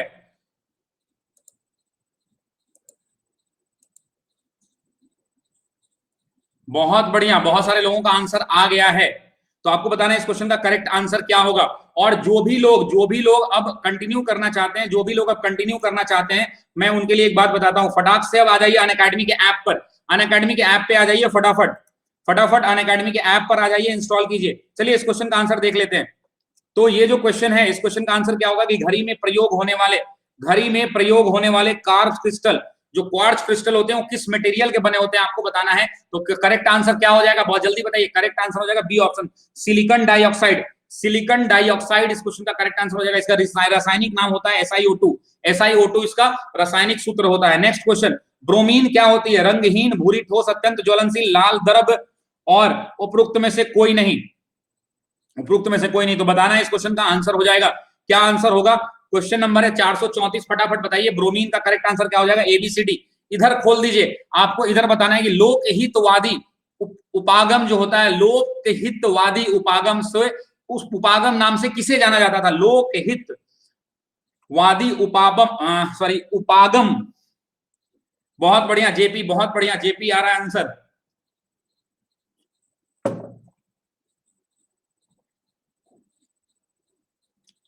गोपाल हरि देशमुख, बहुत बढ़िया। पहले तो ब्रोमीन के बारे में बात कर लेते हैं कि ब्रोमीन होता क्या है। तो आपको पता है ब्रोमीन के ऊपर बीपीएससी ने बहुत बार सवाल पूछ रखे हैं, बहुत बार क्वेश्चन पूछा गया है ब्रोमीन के ऊपर। करेक्ट आंसर हो जाएगा लाल द्रव्य। याद रखेंगे जो ब्रोमीन होता है वो सामान्य टेम्परेचर पर, सामान्य नॉर्मल टेम्परेचर पर गहरे लाल रंग का होता है, मतलब थोड़ा ब्राउन कह सकते हैं, या जो है 17 वर्ग किस वर्ग का, जो पीरियोडिक टेबल होता है, पीरियोडिक टेबल के वर्ग 17 का किस वर्ग का है, तो वर्ग 17 का है। और इसका परमाणु का क्रमांक कितना है, कोई बताइए जल्दी से कमेंट करके, ब्रोमीन का परमाणु का क्रमांक कितना है, परमाणु पे क्रमांक कितना है, ब्रोमीन का परमाणु पर क्रमांक कितना है, 35। बहुत बढ़िया, 35 होगा। इसका बेसिकली उपयोग होता है ब्रोमाइड, हाइपोब्रोमाइड और ब्रोमाइड लवणों में होता है। नेक्स्ट क्वेश्चन की तरफ आगे बढ़ते हैं। वेल्डिंग में प्रयोग होने वाले गैसेज ऑक्सीजन और हाइड्रोजन, ऑक्सीजन और नाइट्रोजन, ऑक्सीजन और एसिटिलीन, हाइड्रोजन और एसिटिलीन और उपरोक्त में से कोई या एक से ज्यादा। 435 नंबर सवाल है। इसका रिएक्शन होता है, इसका रिएक्शन भी पूछा गया है, इसलिए खत्म होने के बाद मैं रिएक्शन लिख दूंगा। तो 1 2 3 जल्दी से लगा दीजिए, करेक्ट आंसर क्या होगा। डायनेमो, कमेंट बॉक्स खोलिए, डायनेमो में किस एनर्जी को किस एनर्जी में कन्वर्ट किया जाता है, मतलब क्या कि रासायनिक ऊर्जा को विद्युत ऊर्जा में, विद्युत ऊर्जा को यांत्रिक ऊर्जा में, इस तरह से आपको बताना है डायनेमो का फंक्शन क्या है। डायनेमो का फंक्शन क्या है जी सोनू जी, फटाफट बताइए। क्लास कैसा लग रहा है, क्लास में मजा आ रहा है ना, यस नो करिए फटाफट। क्लास कैसा लग रहा है, मजा आ रहा है, बहुत बढ़िया। ऐसे ही रोज आइए सुबह में, बोला ना बीपीएससी तक इतना करा दूंगा ना कि एग्जाम के बाद मैं ये सीट लेकर बैठूंगा पीडीएफ, मैं गारंटी से कहता हूं बहुत सारे क्वेश्चन लड़ेंगे इससे। वेल्डिंग का प्रयोग आपको बताना है कि welding gases which are used in welding are hydrogen and oxygen, hydrogen, nitrogen and oxygen, oxygen and acetylene. तो this is the correct answer. तो याद रखेंगे इस क्वेश्चन का जो करेक्ट आंसर होगा वो हो जाएगा सी ऑप्शन, इस क्वेश्चन का सी आंसर हो जाएगा। और जो मैंने आपको पूछा था डायनेमो में, डायनेमो का जो फंक्शन मैंने आपसे पूछा था, तो डायनेमो के अंदर यांत्रिक ऊर्जा से लेकर के क्या बनाता है, वो विद्युत ऊर्जा बनाता है। क्या बनाता है, यांत्रिक ऊर्जा को विद्युत ऊर्जा में बनाता है। और वेल्डिंग में जरा समझ लीजिए एक बार, वेल्डिंग में ऑक्सीजन और एसिटिलीन का प्रयोग होता है। और अगर मैं इसका फॉर्मूला लिखूं तो ये क्वेश्चन ना पूछा गया है, 2CH2 प्लस 5O2, 5O2 जब रिएक्शन करता है तो 4CO2 प्लस 2H2O और प्लस कुछ एनर्जी रिलीज होती है, ऊर्जा निकलती है। ये उसका रिएक्शन है, ये बीपीएससी पूछ चुका है, इसलिए थोड़ा रिएक्शन को ना याद कर लीजिएगा, थोड़ा रिएक्शन को याद कर लीजिएगा भैया। Next question, galvanized iron pipe, याद रखेंगे गैल्वेनाइज्ड लोहे के पाइप पर परत होती है, किस चीज की परत होती है जब उसका गैल्वेनाइजेशन कर दिया जाता है, तो जस्ते की, पारे की, लीड की, क्रोमियम की। उपरोक्त में से कोई नहीं है, एक से ज्यादा। 1 2 3 4 5 लगाइए जल्दी। आप बताइए लोसुंग, कमेंट बॉक्स खोलिए। लोसुंग महोत्सव, लोसुंग महोत्सव कहां पे आयोजित किया जाता है, लोसुंग महोत्सव कहां पे आयोजित किया जाता है।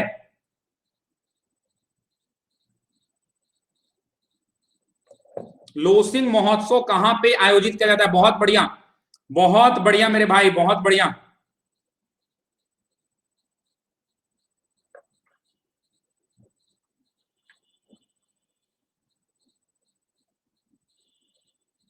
बस 1 मिनट रुक जाइए, मैं 1 सेकंड बस। बहुत बढ़िया, बहुत सारे लोगों का आंसर आ रहा है भैया, बहुत सारे लोगों का आंसर आ रहा है, बहुत बढ़िया, बहुत सारे लोगों का आंसर आ रहा है।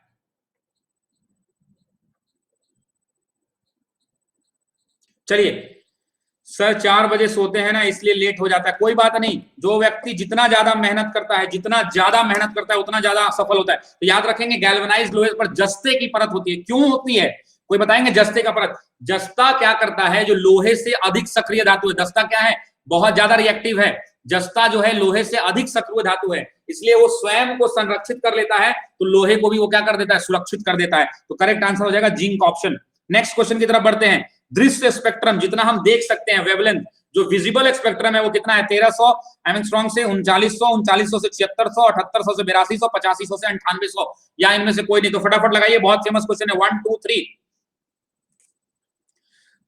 अच्छा आपको बताइए कि सेनिया बंगस घराने के सबसे फेमस, सेनिया बंगस घराना जो है कहां से निकलता है, सेनिया बेंगस घराना कहां से निकलता है। क्वेश्चन का पोलिंग सही है, पोलिंग सही है। अच्छा सॉरी, नहीं पोलिंग सही, अच्छा 7800 होगा। यहां पे थोड़ा सा टाइपिंग मिस्टेक हो गया, इसको 7800 कर लीजिए भैया। ऐसे मेरे हिसाब से जहां मुझे याद है ना कि 7600 ही होता है, 7600 ही होता है, 3900 से लेकर के 7600, मैं कंफर्म हूं 3900 से 7600 ही होता है तरंग वेवलेंथ, विजिबल वेवलेंथ जिसको बोलते हैं। करेक्ट आंसर हो जाएगा बी ऑप्शन, करेक्ट आंसर क्या हो जाएगा, बी ऑप्शन। और आपको मैंने पूछा था वो घराना के बारे, अच्छा ठीक है भैया, ठीक है ठीक है। कपड़े साफ करने वाले में प्रयोग, डिटर्जेंट जो प्रयोग होता है उसके अंदर में क्या रहता है, डिटर्जेंट में क्या रहता है आपको बताना है। हाँ, कार्बोनेट, बाइकार्बोनेट, बिस्मिथ, सल्फोनेट। जो कपड़े साफ करने के लिए यूज होता है उसमें क्या रहता है, ABCD लगाइए पोलिंग जल्दी से। अच्छा, क्वेश्चन में आ जाइए। बिग बैंग सिद्धांत, बाइकार्बोनेट, बहुत लोग कर रहे हैं, गलत है आंसर, सल्फोनेट होता है। चलिए कमेंट में आ जाइए, आपको बताइए बिग बैंग सिद्धांत, बिग बैंग सिद्धांत किसके से संबंधित है, किसकी व्याख्या करता है। बिग बैंग सिद्धांत किसकी व्याख्या करता है।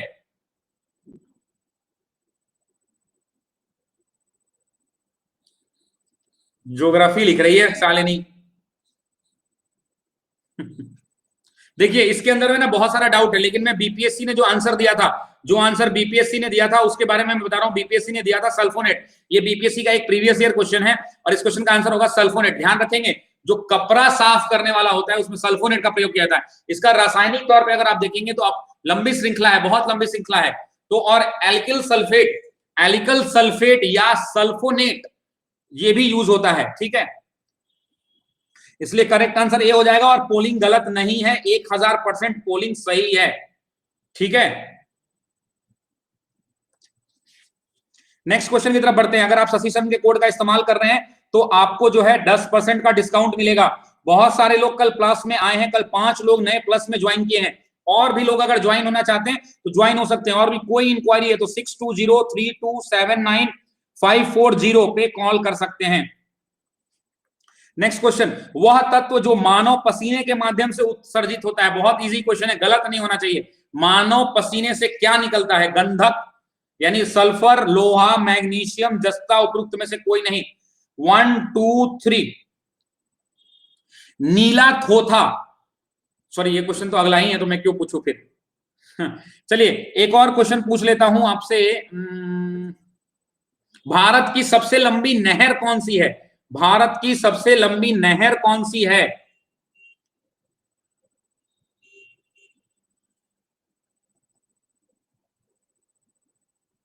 देखिए भैया कुछ क्वेश्चन आया है गुड्डू कुमार जी का, आइए क्वेश्चन देख लेते हैं गुड्डू भाई का। गुड्डू भाई ने क्या भेजा है, गुड्डू भाई ने भेजा है detergent suits for cleaning clothes and utensils are sulphonate. देखिए मैंने जो बोला था वो सही है, मेरा आंसर गलत नहीं है, 1000% सही है। जो भी लोग बोल रहे थे कि गलत है, यहां देख लीजिए सल्फोनेट्स यूज होता है, they are sodium salt of long chain benzene sulphonic and the sodium salt of long chain alkaline hydrosulphate, ठीक है। इसलिए आंसर 1000% है। चलिए यहां आ जाइए, यहां करेक्ट आंसर क्या हो जाएगा, ए ऑप्शन हो जाएगा। याद रखेंगे कि कॉपर सल्फेट क्या होता है, कॉपर सल्फेट यूज होता है, उसके अंदर में जो निकलता है, सॉरी 439 है, NaCl निकलता है, NaCl सोडियम क्लोराइड। याद रखेंगे पसीने से क्या निकलता है, सोडियम क्लोराइड निकलता है। तो करेक्ट आंसर हो जाएगा ई ऑप्शन। बढ़ते हैं अगले सवाल की तरफ। 440 नंबर सवाल लीजिए। नीला थोथा रासायनिक रूप से क्या है, sodium sulphate, nickel sulphate, copper, iron और उपयुक्त में से कोई नहीं है, एक से ज्यादा। जल्दी लगाओ भैया, 440 नंबर पोलिंग ये रहा। चलो इधर बता दो कि जो पूना पैक्ट हुआ था, पूना पैक्ट जब हुआ था तो उसके अध्यक्ष कौन थे। कमेंट बॉक्स खोलो जल्दी से, फटाफट खोलो। पूना पैक्ट ऑप्शनल में इकोनॉमिक्स ऑप्शनल होती है भैया, मैं इंग्लिश में और हिंदी में दोनों माध्यम में पढ़ाता हूं, इकोनॉमिक ऑप्शनल। बहुत बढ़िया, तो पूना पैक्ट के अध्यक्ष कौन थे, कब हुआ था पूना पैक्ट, ये भी बता दीजिए कब हुआ था पूना पैक्ट। कमेंट बॉक्स खोल दीजिए भैया।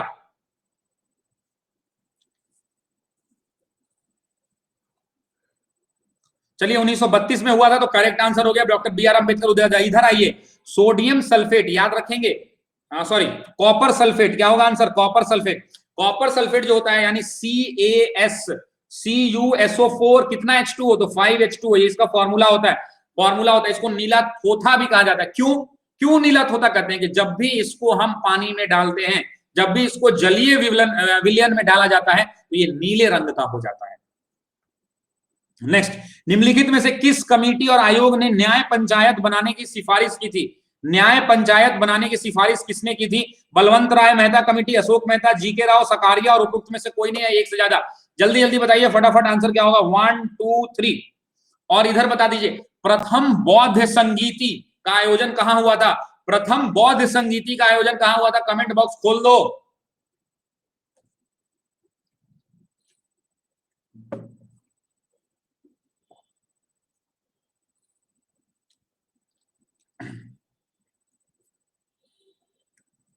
राजगीर होगा करेक्ट आंसर, सही है। और जितने लोग भी यहाँ पे बलवंत राय कहे हैं वो समझ में आ गया होगा कि क्या होगा इसका आंसर। करेक्ट आंसर होगा अशोक मेहता कमेटी। याद रखिएगा 1977-78 में जब जनता पार्टी की सरकार बनी थी भारत में, जनता पार्टी की सरकार बनी थी, तो उन्होंने अशोक मेहता की अध्यक्षता में एक समिति का गठन किया था और समिति ने अपनी रिपोर्ट 1978 में क्या की थी, सौंप दी थी। समिति ने अपनी रिपोर्ट उनको सौंप दी थी और इस रिपोर्ट के अंदर अनेकों सिफारिशें की गई थी, जिसमें ग्राम पंचायत, न्याय पंचायत को ग्राम पंचायत से अलग रखा जाए, ये एक सबसे बड़ा था। नेक्स्ट क्वेश्चन, आइए इधर। निम्नलिखित में से कौन सा कार्य स्थानीय शासन के अधिकार क्षेत्र में नहीं आता है? मतलब क्या कि जो लोकल सेल्फ, ये कल ही हमने बात की थी कि आपको बताना है सार्वजनिक स्वास्थ्य, स्वच्छता, जन गोपनीय सुविधा, सार्वजनिक अनुशासन का रखरखाव, इनमें से कोई नहीं है, एक से ज्यादा। 442 नंबर क्वेश्चन है, लगाइए पोलिंग। और इस तरफ आप हमको बता दीजिए कि बिहार किस प्राचीन गौरवशाली साम्राज्य का स्थल रहा है? किस प्राचीन गौरवशाली साम्राज्य का स्थल जो है बिहार की धरती रही है? क्वेश्चन नहीं आ रहा है तो एग्जिट कीजिए और वापस आइए। मौर्य, मगध, मौर्य, मगध चल रहा है, मगध, मौर्य।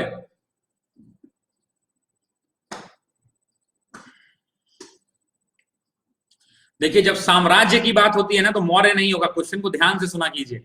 मैंने पूछा किस प्राचीन या गौरवमय साम्राज्य, तो साम्राज्य कौन सा था? मगध। मौर्य नहीं होगा। साम्राज्य कौन सा होगा? मगध होगा। ठीक है, यहां पे आ जाते हैं 442 में। इस क्वेश्चन का जो करेक्ट आंसर हो जाएगा वो हो जाएगा डी ऑप्शन। जो भी पब्लिक डिसिप्लिन की चीजें हैं वो इनसे बाहर रखी गई, इनके अधिकार क्षेत्र में नहीं आती हैं। नेक्स्ट क्वेश्चन लेते हैं, पंचायती राज प्रणाली किस सूची में है? देखिए 3 तरह की लिस्ट होती है, आपको भी पता है, यूनियन लिस्ट, संघ जिसको बोलते हैं यूनियन लिस्ट, स्टेट लिस्ट और कंकरेंट लिस्ट। 3 लिस्ट होती है, आपको पता है, संघ सूची, राज्य सूची और समवर्ती सूची। आपको बताना है पंचायती राज किस में रखा गया है? 1, 2, 3 जल्दी बताइए। और इधर कमेंट बॉक्स खोलिए, वियतनाम का युद्ध को किस दूसरे नाम से जाना जाता है? वियतनाम के युद्ध को किसी दूसरे नाम से जाना जाता है, किस नाम से जाना जाता है बताइए।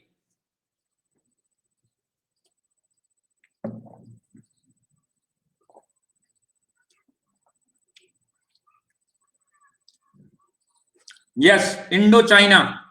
बहुत बढ़िया, बहुत बढ़िया, बहुत सारे लोगों का आंसर आ रहा है, बहुत सारे लोगों का आंसर आ रहा है। इस क्वेश्चन का करेक्ट आंसर होगा राज्य सूची। याद रखेंगे पंचायती राज प्रणाली जो है राज्य की सूची का विषय है। इस सूची में जितने भी चीजें दी हुई हैं उसके ऊपर राज्य सरकार कानून बनाती है। शुरू में जब पंचायती राज सिस्टम आया था तो इसके 66 सब्जेक्ट थे। कितने विषय थे? तो विषय राज्य सूची के अंदर में 66 विषय थे। कोई बताएगा अभी कितने हैं? कितने विषय हैं अभी? 66 विषय थे जब ये बना था। अभी जो है 61 विषय है। कितना विषय है? 61 है। और जो मैंने इधर कमेंट बॉक्स में क्वेश्चन पूछा था कि वियतनाम युद्ध को किस नाम से जानते हैं, तो करेक्ट आंसर हो जाएगा इंडो चाइना। बहुत बढ़िया। किस राज्य और किन राज्यों में पंचायती राज संस्थाओं में स्त्रियों को 50% आरक्षण देना वैध किया है? किन किन राज्यों ने किया है? करंट रिलेटेड है, बताना है। करेक्ट आंसर क्या होगा? बिहार, उत्तराखंड, मध्य प्रदेश, हिमाचल। केवल 3, 2 और 3, 2, 3, 4, 1, 2, 3, 4 और 5 लगाइए जल्दी। और इधर बताइए, बैक्टीरिया जो होते हैं, सूक्ष्म जीवाणु जो होते हैं, उनको किस चीज से देखा जा सकता है? आंख से देख सकते हैं, कंपाउंड माइक्रोस्कोप से, हैंड के लेंस से, इलेक्ट्रॉन से, किस चीज से देख सकते हैं? जल्दी बताइए भैया, फटाफट बताते चलिए, दोनों तरफ चलिए। 30 सेकंड के अंदर में 30 सेकंड के अंदर में 2 क्वेश्चन करना है, यानी पूरे 1.5 घंटे में 120 सवाल का लक्ष्य है हमारा। लक्ष्य साध ऊंचा, लगेगा तीर तेरे निशाने पर। लक्ष्य साध ऊंचा, लगेगा तीर तेरे निशाने पर। पढ़ेगा तू तो कमाएगा तू, नौकरी होगी तुम्हारी, ये गारंटी हमारी। नौकरी होगी आपकी। लक्ष्य पर निशाना साधो और उसको भेद डालो। लक्ष्य का निशाना साधो। माइक्रोस्कोप, बहुत बढ़िया। माइक्रोस्कोप में कौन सा? तो याद रखेंगे कंपाउंड माइक्रोस्कोप। कौन सा जी? कंपाउंड माइक्रोस्कोप होगा। करेक्ट आंसर हो जाएगा डी ऑप्शन। करेक्ट आंसर हो जाएगा डी ऑप्शन। देखिए पंचायती राज की अगर मैं बात कर दूं तो और भी बहुत सारे राज्य है, जैसे आंध्रा हो गया, बिहार, छत्तीसगढ़, हिमाचल, इधर पीछे में झारखंड, मध्य प्रदेश, महाराष्ट्र, उड़ीसा, राजस्थान, इधर त्रिपुरा, उत्तराखंड, ऐसे बहुत सारे राज्य हैं जिसके अंदर पंचायती राज संस्थाओं में 50% महिलाओं को आरक्षण। लेकिन सवाल अगर मैं पूछ दूं आपसे, अगर मैं सवाल पूछूंगा अगले सवाल में, धन विधेयक पेश किया जा सकता है लोकसभा में, राज्यसभा में, लोक और राज्य दोनों में, दोनों के संयुक्त सत्र में, कहां पर पेश किया जा सकता है? मनी बिल कहां पेश किया जा सकता है? 1 2 3 कमेंट बॉक्स में बताइए। पहला राज्य जिसने पंचायत में महिलाओं को 50% का आरक्षण दिया वो राज्य कौन था? जल्दी बताइए कौन था राज्य?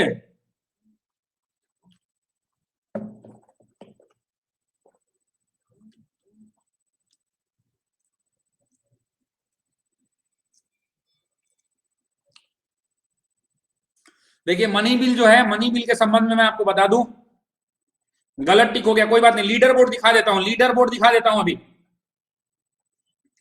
जरा अपनी अपनी रैंकिंग बताइएगा, लीडर बोर्ड शेयर कर जा रहे। वाह राजू, बहुत बढ़िया यार, मंजीत जायसवाल बहुत बढ़िया, सिद्धांत बहुत बढ़िया, निशु बहुत बढ़िया, मनीष, गुड्डू, सुजीत, ऋषु, ओनू, राज, निशु बहुत बढ़िया। चलिए, धन विधेयक हमेशा केवल लोकसभा में पेश किया जाता है। अच्छा, धन विधेयक डिसाइड कौन करता है? तो आपको पता है कि लोकसभा की अध्यक्ष इस पर अंतिम निर्णय लेती है। अगर लोकसभा की अध्यक्ष ने कह दिया कि ये धन विधेयक है तो इसको पेश किया जाना है लोकसभा में, और इसको ना प्रेसिडेंट के पास ले जा सकते हैं ना सुप्रीम कोर्ट ये मामला जा सकता है। अंतिम पावर लोकसभा के अध्यक्ष के पास है। और आर्टिकल 110 में, अनुच्छेद 110 में इसका उल्लेख है। अब इधर आ जाइए, मैंने आपसे पूछा था कि कौन सा राज्य है, तो याद रखेंगे बिहार। बिहार ने वर्ष 2006 के अंदर में पंचायत में 50% महिलाओं को आरक्षण दिया और पहला राज्य बना बिहार। ठीक है, नेक्स्ट क्वेश्चन आते हैं, 446 नंबर, बिहार आंसर होगा। भारतीय संविधान की प्रकृति क्या है? संघीय, एकात्मक, संसदीय। प्रकृति में संघीय किंतु भावना में एकात्मक। और E, federal in nature but unitary in speed, parliamentary, unitary and federal. 4 option है, 1 2 3 4, जल्दी लगाइए। चलिए, आप एक और क्वेश्चन मुझे बता दीजिए कि सूर्य ग्रहण कब होता है? चलिए छोड़ दीजिए, आप डायरेक्ट मुझे ये बताइए कि, हाँ बता दीजिए, सूर्य ग्रहण कब होता है? चतुर्थांश चंद्रमा के दिन होता है, प्रतिपदा के दिन होता है, कब होता है? किसी भी दिन हो जाता है, पूर्णिमा के दिन हो जाता है। पोलिंग सही है, पोलिंग गलत नहीं है सिद्धांत भाई, पोलिंग 1000% सही है। भारतीय संविधान की प्रकृति क्या है?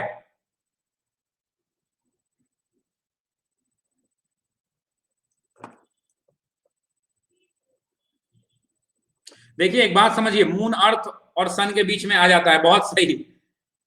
चंद्रमा आ जाती है, बहुत सही, अमावस्या के दिन, बहुत बढ़िया। चलिए इस क्वेश्चन को जरा ध्यान से सुनिएगा, इस क्वेश्चन से 5 क्वेश्चन निकलेगा। देखिए पहले ध्यान से समझिए, करेक्ट आंसर डी क्यों होगा मैं बताता हूं। जो भारतीय संविधान है, इसके बारे में जितने भी संविधान विशेषज्ञ हैं, जिनको हम लोग संविधानवाद कहते हैं, उनके अलग अलग विचार हैं। सारे संविधान विशेषज्ञों के अलग अलग विचार हैं।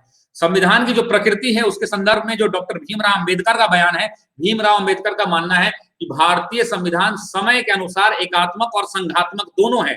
मतलब क्या कि वो एकात्मक भी है और संघात्मक भी है। लेकिन वैसे ही केसी हायर के अनुसार क्या है कि भारतीय संविधान क्या है, एक जो है अर्ध संघीय निकाय है। जो केसी हायर थे उन्होंने क्या कहा कि भारतीय संविधान अर्ध संघीय संविधान है। उसी तरह से एसआर बम्बई थे, एसआर बम्बई के मतलब जो केस हुआ था सुप्रीम कोर्ट में, एसआर बम्बई बनाम government of India, union of India, उसमें संविधान को सुप्रीम कोर्ट ने परिसंघीय कहा था। क्या कहा था? परिसंघीय। सुप्रीम कोर्ट ने कहा था परिसंघीय। अगर एक और बात समझ लीजिए, तो जितनी ये सब सारी बातें हुई उनको अगर हम मिला के देखें तो कुल रूप से हम कह सकते हैं कि भारतीय संविधान जो है प्रकृति में संघीय लेकिन भावना में एकात्मक है। अगर आप सब्सक्रिप्शन लेना चाहते हैं तो आप शशि शरण के कोड का इस्तेमाल कर सकते हैं, आपको 10% का डिस्काउंट मिलेगा। नेक्स्ट, भारतीय सर्वोच्च न्यायालय में न्यायाधीशों की नियुक्ति कौन करता है? गलत नहीं होना चाहिए मेरे भाई, गलती ना होनी चाहिए, ध्यान रखिए लोग, एकदम ना। 447 नंबर सवाल बा, प्रधानमंत्री, राष्ट्रपति, न्यायाधीश, लोकपाल, इनमें से कोई नहीं है, एक से ज्यादा। लगाओ पोलिंग फटाफट। और आप इधर बता दीजिए मुझे कि हड़प्पन सिविलाइजेशन का, हड़प्पन या फिर हड़प्पन कब से कब था, ये बता दीजिए। हड़प्पा सिविलाइजेशन कब से कब?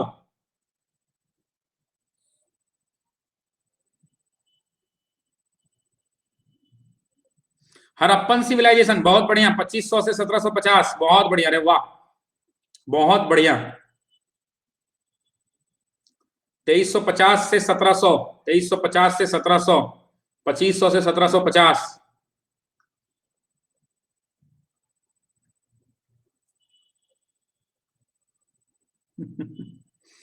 चलिए पहले इधर आइए, इस क्वेश्चन को देखिए जरा फटाफट।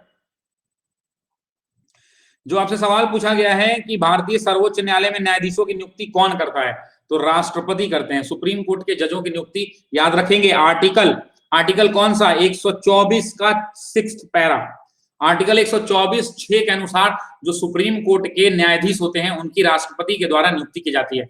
याद रखेंगे, जो सर्वोच्च न्यायालय है उसका न्यायाधीश जो होता है, उसी व्यक्ति, जो राष्ट्रपति उसी व्यक्ति को चुनता है जो कम से कम 5 वर्ष तक हाई कोर्ट में जज रहा हो, पहला।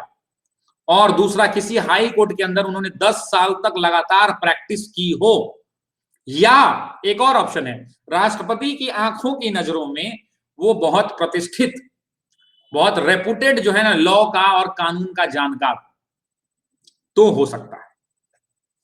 तो करेक्ट आंसर होता है B option. Next question, Rajya Sabha का पदेन अध्यक्ष कौन होता है? एक्स ऑफिशियो चेयरमैन, राष्ट्रपति, उपराष्ट्रपति, प्रधानमंत्री, इनमें से कोई नहीं, उपरोक्त से ज्यादा। तो आपको बताना है पदेन अध्यक्ष क्या होता है, ये लीजिए पोलिंग। और आप इधर बता दीजिए कि मालगुडी डेज किसके द्वारा लिखा गया है, मालगुडी डेज किसके द्वारा लिखा हुआ है, कमेंट बॉक्स खोलो, मालगुडी डेज किसके द्वारा लिखा गया है?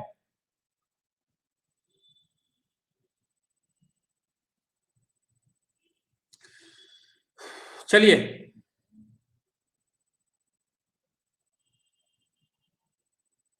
इस क्वेश्चन का जो करेक्ट आंसर हो जाएगा वो हो जाएगा उपराष्ट्रपति। एक्स ऑफिशियो चेयरमैन का मतलब होता है, याद रखेंगे, भारत में संविधान के अनुच्छेद, किस अनुच्छेद में, तो आर्टिकल 63 के अंदर में, किस आर्टिकल में, 63 के अंदर में राष्ट्रपति का उल्लेख किया गया है। उसको बताया गया है कि राज्यसभा का पदेन अध्यक्ष कौन होगा, हमेशा भारत का उपराष्ट्रपति होगा। भारत में उपराष्ट्रपति का पद जो है कहां से लिया गया है, तो याद रखेंगे यूएसए के कॉन्स्टिट्यूशन से लिया गया है। जो उपराष्ट्रपति का कंसेप्ट है वो कहां से लिया गया है, वो यूएसए से लिया गया है। इसका कार्यकाल कितने वर्षों का होता है, तो 5 वर्षों का इनका कार्यकाल होता है। और याद रखिएगा, जब राष्ट्रपति नहीं होते हैं तो उनके अब्सेंस में ये राष्ट्रपति का काम करते हैं। इसी के लिए, उसकी रिक्ति की पूर्ति के लिए, आकस्मिक कोई घटना हो जाती है राष्ट्रपति के साथ, तो उसकी नियुक्ति के लिए 5 वर्षों के लिए इनका चलता है। और राष्ट्रपति को राज्यसभा के संचालन का दायित्व दिया गया है, याद रखिएगा। लेकिन राष्ट्रपति राज्यसभा का संचालन तो करता है लेकिन उसका सदस्य नहीं होता, ठीक है।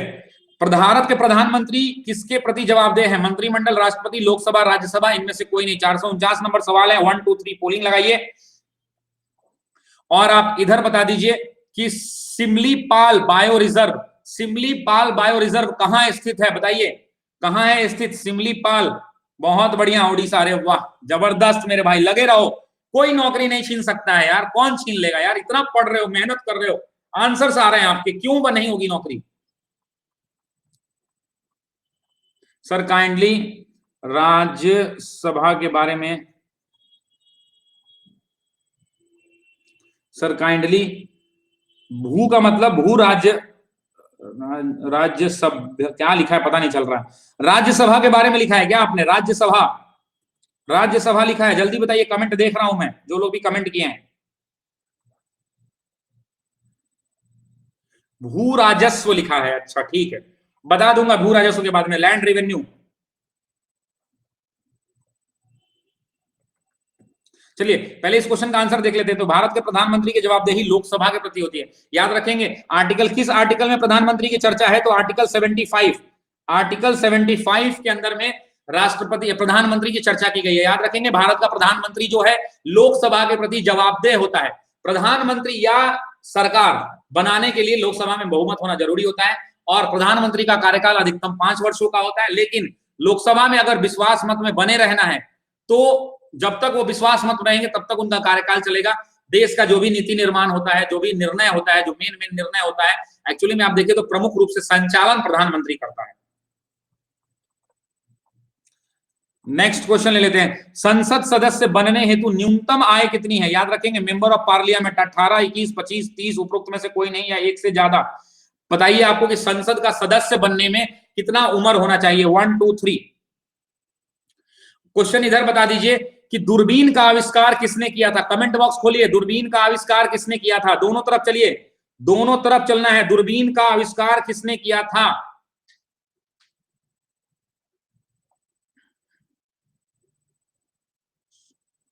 बहुत बढ़िया, तो दूरबीन का आविष्कार का आंसर आ रहा है। चलिए अब 15 सेकंड कर देते हैं, थोड़ा फटाफट करेंगे, 15 सेकंड में आप क्वेश्चन करेंगे, ठीक है। तो आंसर हो जाएगा 25 साल, याद रखेंगे कि संसद के 3 अंग हैं। अब ध्यान से सुनिए, संसद के 3 अंग हैं, पहला राष्ट्रपति, दूसरा लोकसभा और तीसरा राज्यसभा। लोकसभा में सदस्य बनने के लिए 25 साल, राज्यसभा में 30 साल और राष्ट्रपति या उपराष्ट्रपति बनने के लिए 35 साल। फिर से सुनिएगा, 3 अंग हैं, लोकसभा, राज्यसभा और राष्ट्रपति। लोकसभा 25 साल, याद कर लीजिएगा, लोकसभा 25, 5 बढ़ा दीजिए तो राज्यसभा 30 और 5 और बढ़ा दीजिए तो राष्ट्रपति और उपराष्ट्रपति 35। ठीक है, क्लियर है?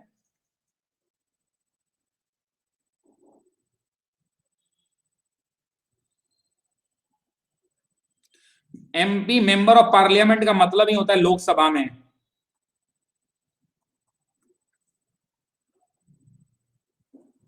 नेक्स्ट, निम्नलिखित में से भारत का कौन सा राज्य रबर उत्पादन में अग्रणी है? गलत नहीं होना चाहिए, याद रखिएगा। तमिलनाडु, केरल, कर्नाटक, आंध्रा। 5 ऑप्शन है, 1 2 3 4 5। जल्दी लगाइए, 15 सेकंड का टाइम दूंगा। और इधर बता दीजिए कि भारत का प्राचीनतम पर्वत कौन है? कमेंट बॉक्स खोलिए, 15 सेकंड, उससे ज्यादा नहीं। गवर्नर के लिए भी 35, बिल्कुल। प्राचीनतम पहाड़ों में से, पर्वत में से कौन है? हिमालय है, विंध्याचल है, अरावली रेंज है, नीलगिरी है, कौन होगा? चलिए, इधर भी खत्म हो गया है। निम्नलिखित में से भारत में सबसे ज्यादा, केरल होता है सबसे ज्यादा। याद रखेंगे, केरल में सबसे ज्यादा। क्यों? क्योंकि वहां की जो जलवायु है वो उष्ण आर्द्र जलवायु है और भारत में इसका सबसे ज्यादा उत्पादन जो होता है रबर का, जो दक्षिण भारत में ही होता है। और केरल अकेले 90% प्रोडक्शन कर देता है इसका, केरल अकेले कर देता है। इसके अलावा पूर्वोत्तर में बहुत कम उत्पादन होता है, थोड़ा बहुत होता है। इधर का आंसर अरावली हो जाएगा। चलिए नेक्स्ट क्वेश्चन, राष्ट्रीय जलमार्ग 1, जलमार्ग 1 को कौन जोड़ता है? याद रखिएगा, जलमार्ग पूछ रहा हूं, राज्य मार्ग नहीं। तो जलमार्ग 1 को कौन जोड़ता है? कोट्टापुरम को कुल्लू से, सादिया को धुबरी से, हल्दिया से इलाहाबाद को और हल्दिया को कोलकाता से। तो 1 2 3 4 5 लगाना है, पोलिंग लगा दीजिए। और इधर बता दीजिए कि डुरंड कप किससे संबंधित है? कमेंट बॉक्स खोलिए 15 सेकंड के अंदर में। डुरंड कप किससे संबंधित है? सोनू कुमार जी, अगर परेशानी है तो आप क्लास छोड़ के जा सकते हैं। This is the last warning. Question का लेवल खराब है क्या जी? क्वेश्चन का लेवल खराब है।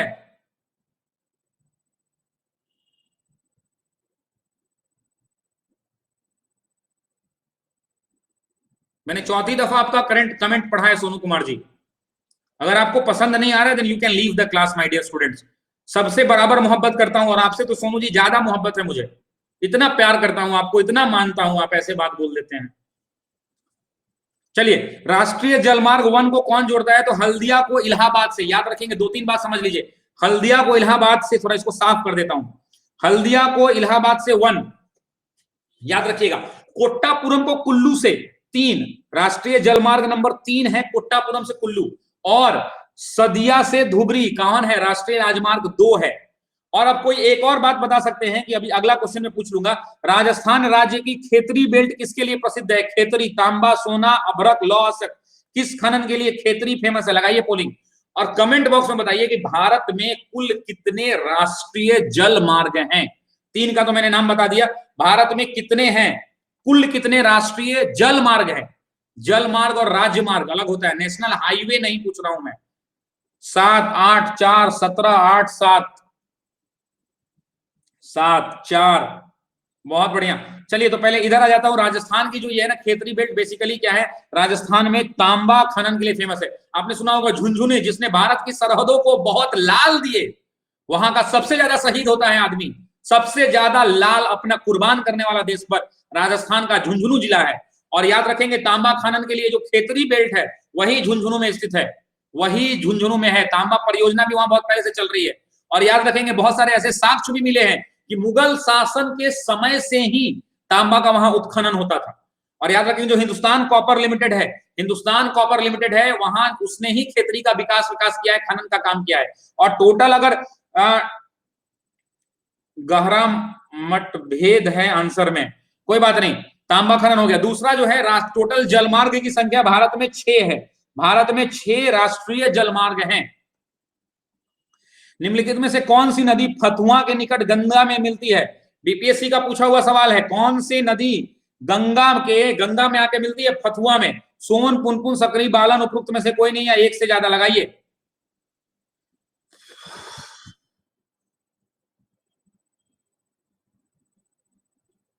अच्छा, एक और बात बता दीजिए कि मोहम्मद गोरी के किस दास ने बंगाल और बिहार पर विजय प्राप्त किया था? कमेंट बॉक्स खोलिए।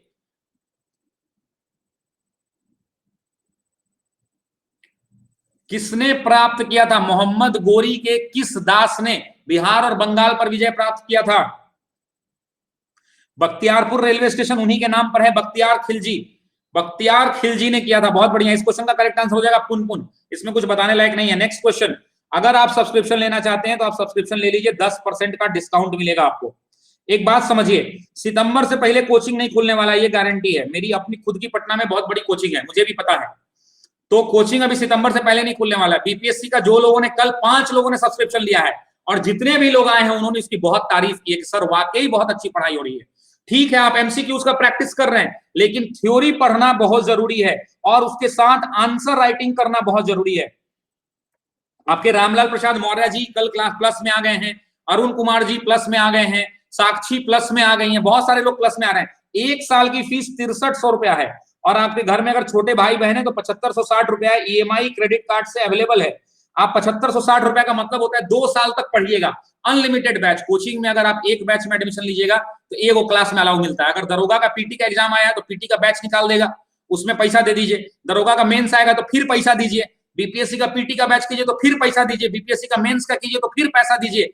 जितने एग्जाम, सचिवालय आने वाला है, अभी सचिवालय का बैच मैं लेके आऊंगा, गारंटी सिलेक्शन बैच सचिवालय का। सचिवालय का बैच आएगा तुरंत, तो सचिवालय सहायक की फॉर्म आएगी, बैच आएगा, उसका अलग से पैसा दीजिए। कोचिंग में जब जाइए तब पैसा दीजिए। यहाँ क्या है, एक बार दे के सो जाइए। और मैं आपको बताता हूं, एक 15 दिन के अंदर में दिल्ली के बहुत नामी कोचिंग से, दृष्टि और ध्येय आईएएस से 2-3 टीचर ज्वाइन करने वाले हैं। आपको एकदम मजा आने वाला है। हिंदी मीडियम में भी और इंग्लिश मीडियम में भी, दोनों मीडियम में। 15 दिन के अंदर वो लोग ऑनबोर्ड हो जाएंगे। बातचीत का प्रोसेस चालू है। ध्येय आईएएस और दृष्टि के बहुत बेहतरीन नामचीन हस्ती अनअकैडमी पर बीपीएससी के अंदर पढ़ाएंगे, इस बात को याद रखिएगा। और ये भी बात समझ लीजिए कि अभी जो फी, एक्चुअल फी है 2 साल का, वो है 33,600। इसका डिस्काउंट करके चलाया जा रहा है 8400। कोड डालिएगा शशि तरन तो ये हो जाएगा 7560 रुपया। 2 साल का फीस है 7500। 10 रुपया एक दिन का पड़ता है। एक दिन का 10 रुपया कुछ पैसा पड़ेगा। इतना लायक अनअकैडमी नहीं है क्या? और ले लीजिए, अगर फीस इसने बढ़ा दिया तो बिहार के बच्चों के रेंज से बाहर हो जाएगा। और आपने देखा होगा यूपीएससी में भी उन्होंने फीस बढ़ा के 70-80 हजार कर दिया। सब जगह फीस बढ़ रही है, तो आप अगर चाहते हैं लेना तो आप ले सकते हैं। और इसके रिलेटेड कोई भी इंक्वायरी है तो 6203279540 पर आप कॉल कर सकते हैं। अगर लेना है तो आजकल में ही ले सकते हैं आप, क्योंकि मेरी एक नई बैच शुरू हुई है 3 बजे से लेकर के 4:30 बजे तक। और 5 मई से एक बैच आ रहा है, मिशन बीपीएससी। इसके अंदर 3 विषय एक साथ शुरू होंगे। 5 मई से बैच आ रहा है मिशन बीपीएससी, एक नया बैच। और एक नया बैच कल मेरा शुरू हुआ है 3 से 4:30 में। नंबर का स्क्रीनशॉट लेके रख लीजिए, क्लास के बाद मैसेज कर दीजिएगा। चलिए आगे बढ़ते हैं। कोपेन के जलवायु वर्गीकरण के अनुसार उत्तरी बिहार के जलवायु किससे प्रदर्शित की जा सकती है? बहुत इजी है। CWG, AW, CAW, BBW, उन्मुक्त में से कोई नहीं है, एक से ज्यादा। 1 2 3। मैं हिंदी इंग्लिश दोनों में पढ़ाता हूं मेरे भाई, आप बिल्कुल टेंशन मत लीजिए। आप बिल्कुल टेंशन मत लीजिए। अगर मेरे पढ़ाई का स्टैंडर्ड देखना है तो स्पेशल क्लास के अंदर मैंने अनएम्प्लॉयमेंट पढ़ाया है। अनएम्प्लॉयमेंट मैंने पढ़ाया है स्पेशल क्लास में। आप स्पेशल क्लास का सेक्शन खोलिए, उसमें खोजिए नीचे में, नीचे जाते जाइए बेरोजगारी अनएम्प्लॉयमेंट दिखेगा। आप उस लेक्चर को देख लीजिए, अगर संतुष्टि होती है तब जाके आप पढ़िए।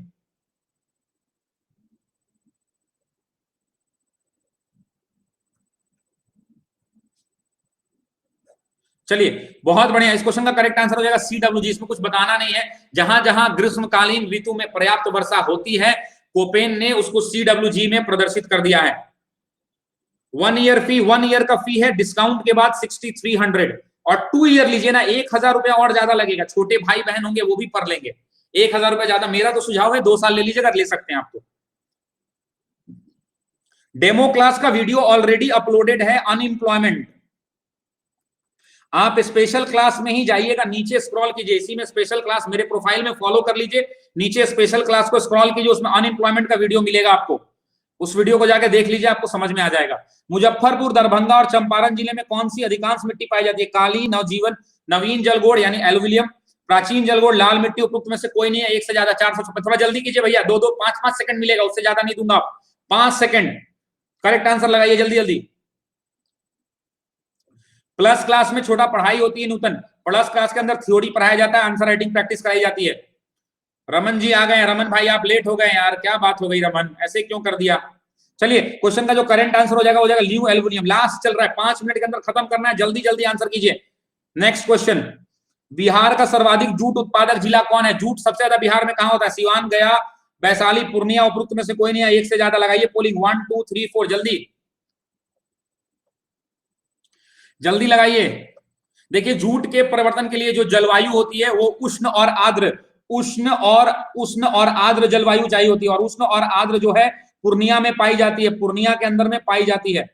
नेक्स्ट क्वेश्चन, त्रिवेणी नहर किस नदी पर निर्मित है? आपको बताना है त्रिवेणी कहां पे निर्मित है। कोसी, सोन, गंडक, कमला। 5 ऑप्शन है, A B C D E, आपको बताना है करेक्ट आंसर क्या होगा। 1 2 3, थोड़ा जल्दी कर लीजिए भैया, 5 मिनट के अंदर क्लास खत्म करते हैं, बहुत लोगों का बहुत सारा काम रहता है। जल्दी जल्दी बताते चलिए कि त्रिवेणी नहर जो है बिहार के उत्तम पश्चिमी क्षेत्र में मोतिहारी, चंपारण साइड में, चंपारण के बाएं से निकलती है गंडक नदी से। करेक्ट आंसर क्या हो जाएगा? गंडक। ये कहां से निकलती है? तो चंपारण जिले में जो है उत्तर पश्चिमी क्षेत्र में, चंपारण जिले के बगल से गंडक नदी के बाएं से निकल जाती है। इस क्षेत्र में जितनी भी सिंचाई परियोजनाएं हैं ये बहुत अच्छी चलती है, और ये बहुत पुरानी है। 1909 में इसका शिलान्यास हुआ था, 1909 में इसका कार्य कंप्लीट हुआ था। नेक्स्ट, जैन धर्म के प्रवर्तक महावीर जी का मोक्ष स्थान कहां है? यही अपने बिहार में है, आपको पता है, मनेर, राजगीर, पावापुरी, जालोर। जो जैन के धर्म के प्रवर्तक थे महावीर, महावीर का जन्म मोक्ष स्थान कहां पे है? करेक्ट आंसर लगाइए। बिल्कुल 5 मिनट में छोड़ रहा हूं, 5 मिनट में छोड़ देता हूं बस, बिल्कुल। जैन धर्म के प्रवर्तक महावीर का मोक्ष स्थान कहां माना जाता है? तो याद रखेंगे बिहार के पावापुरी में। पावापुरी कहां पड़ता है? राजगीर और बोध गया दोनों के बीचों बीच पड़ता है पावापुरी, नालंदा जिला में पड़ता है ये पावापुरी। और जैन धर्म के मतावलंबियों के लिए अत्यंत पवित्र शहर माना गया है। ये जो है ना पावापुरी बहुत पवित्र माना भैया, उनके जो है मेन आदमी ही मोक्ष स्थान वहीं लिए हैं। बुद्ध का मोक्ष स्थान कैसे बोध गया में है, तो आपको पता है कि वहां उन्होंने लिया, तो ऐसे ही माना जाता है कि वहां पे पावापुरी के अंदर इनको मोक्ष की प्राप्ति हुई थी। गए हैं वहां, बहुत बढ़िया जल मंदिर है। कैमूर पठार किसके लिए प्रसिद्ध है? जल्दी, गलत नहीं होना चाहिए। कैमूर किसके लिए है? तांबा, चूना, लिथियम, बॉक्साइड, इनमें से कोई नहीं। A B C D E, जल्दी लगाइए। 5 मिनट में लपेटना है इसको, अब बच गया है, बहुत डिस्कशन करा दिया, बोलते बोलते ये दर्द दे रहा है। जिनको भी प्लस का सब्सक्रिप्शन लेना है 6203279540। अरुण जी आज नहीं आए क्या? साक्षी नहीं आई है जिन्होंने कल प्लस का सब्सक्रिप्शन लिया था। बहुत सारे लोग बहुत खुश हैं, मैं उन लोगों का शुक्रगुजार हूं कि उन्हें उनका जो भरोसा था वो मुझ पर कायम रहा। लेने से पहले प्लस बहुत लोग डरते हैं, लेकिन वो जब लेके आए तो उन्होंने बताया कि सर अब हम किसी कोचिंग में नहीं पढ़ेंगे, आप निश्चिंत रहिए सर, इससे बढ़िया कुछ नहीं हो सकता है। कॉल व्हाट्सएप पे कॉल कीजिए इसी नंबर पे, जैसे ही क्लास खत्म होता है तुरंत 10-15 मिनट के अंदर में जिनको भी जो भी मैसेज करना है, जो भी कॉल करना है 10-15 मिनट में कर लीजिएगा। नेक्स्ट क्वेश्चन, इस क्वेश्चन का जो करेक्ट आंसर हो जाएगा वो चूना पत्थर। याद रखेंगे बिहार का जो पश्चिमी भाग है उसी में रोहतास जिले के अंदर में कैमूर का पठार स्थित है। ये बेसिकली जो कैमूर का पठार है ये विंध्यन श्रेणी के जो पूर्ववर्ती जो पूर्व का जो विस्तार है उसका भाग माना जाता है। इसको रोहतास पठार भी कहा जाता है। कैमूर का पठार चूना पत्थर, बलुआ पत्थर, डोलामाइट सैलों से निर्मित है। याद रखेंगे चूना पत्थर, बलुआ पत्थर, डोलामाइट सैलों से निर्मित है। चूना पत्थर का जो भी सीमेंट का उद्योग है वहां का कच्चा माल वहीं से आता है, तो करेक्ट आंसर हो जाएगा चूना पत्थर। लास्ट 10 क्वेश्चन है, अब करंट अफेयर का जल्दी जल्दी कीजिएगा। करंट अफेयर का क्वेश्चन है, जल्दी जल्दी करेंगे हम लोग। अमेरिका ने कोरोना वायरस से लड़ाई के लिए US agency for international development के जरिए किस देश को और 23 करोड़ रुपए देने की घोषणा की है? नेपाल, भारत, पाकिस्तान, चाइना। किसको पैसा मिला है आपको पता ही है। 1 2 3 4 लगाइए जल्दी। मेरे आंसर पर कुछ कमेंट नहीं देते हैं। कन्हैया जी क्या पूछा है आपने? देख लूं भाई कन्हैया का क्या है। कन्हैया बी कन्हैया ना वहां आंसर मत दीजिए, यहां देखिए अभी नीचे में ना लाल पट्टी के नीचे एबीसीडी आ रहा होगा, एबीसीडी पर क्लिक कर दीजिए कन्हैया। जिन लोगों को भी व्हाट्सएप ग्रुप वगैरह में जुड़ना है इसी नंबर पर मैसेज कीजिएगा, इसी नंबर पर। लड़कियां होंगी वो प्लीज अपने आप ग्रुप में मत जुड़िएगा। जैसे ही आप ग्रुप आइएगा ना तो एक ऑप्शन होगा, खुद से एक लिंक दिया रहेगा कि ज्वाइन हो जाइए, उसमें जो है लड़के ज्वाइन हो जाएंगे, लड़कियों को मैं अलग से ऐड कर दूंगा।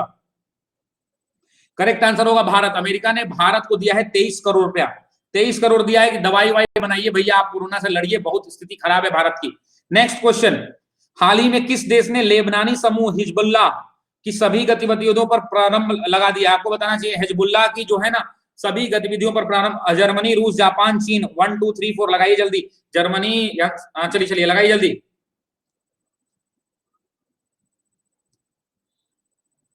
ग्राफ लाइन नहीं आ रहा है तो नीचे बाहर निकल जाइए और फिर एग्जिट कीजिए। देखिए यहां पे देखिए गोला आ रहा होगा यहां पे। पंखुड़ी इतना लेट आई है, अरे भैया ये क्या हो गया? पंखुड़ी तुम तो टाइम पे आती हो, तुमको क्या हो गया पंखुड़ी? तबीयत ठीक है ना? कोरोना वगैरह तो नहीं हुआ ना? निपट गए, कोई बात नहीं। करेक्ट आंसर हो जाएगा जर्मनी। जर्मनी ने लेबनान समूह के जो है हिजबुल्लाह के सभी गतिविधियों पर इस पर बैन लगा दिया और इसको आतंकवादी संगठन घोषित कर दिया। क्यों? क्योंकि बहुत सारे जो मस्जिद हैं, मस्जिद की संस्थाओं पर रेड हुई थी और आपको पता है कि मस्जिद में से बहुत सारे मतलब अलग चीजें निकली हैं, इसलिए। नेक्स्ट, किस राज्य सरकार ने कार और जीप जैसे सरकारी वाहनों की खरीद पर 1 साल के लिए बैन लगा दिया? मतलब कोरोना का जो घाटा हुआ है उसलिए 1 साल नहीं। पंजाब, बिहार, हरियाणा, केरल। ABCD लगाइए जल्दी।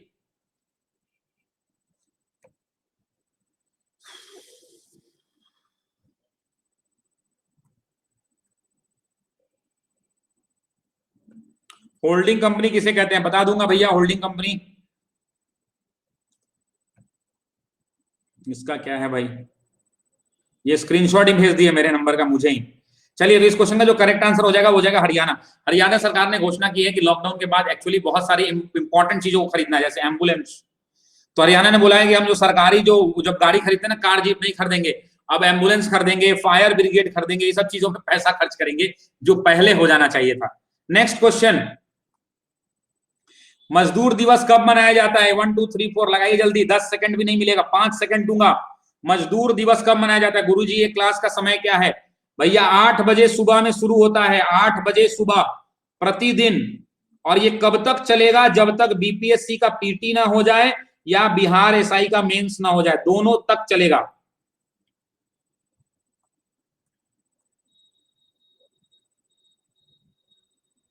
नेक्स्ट, इस क्वेश्चन का करेक्ट आंसर हो जाएगा 1 मई। आपको बताना चाहिए कि 1 मई को ज्यादा बनाया जाता है, ठीक है ना?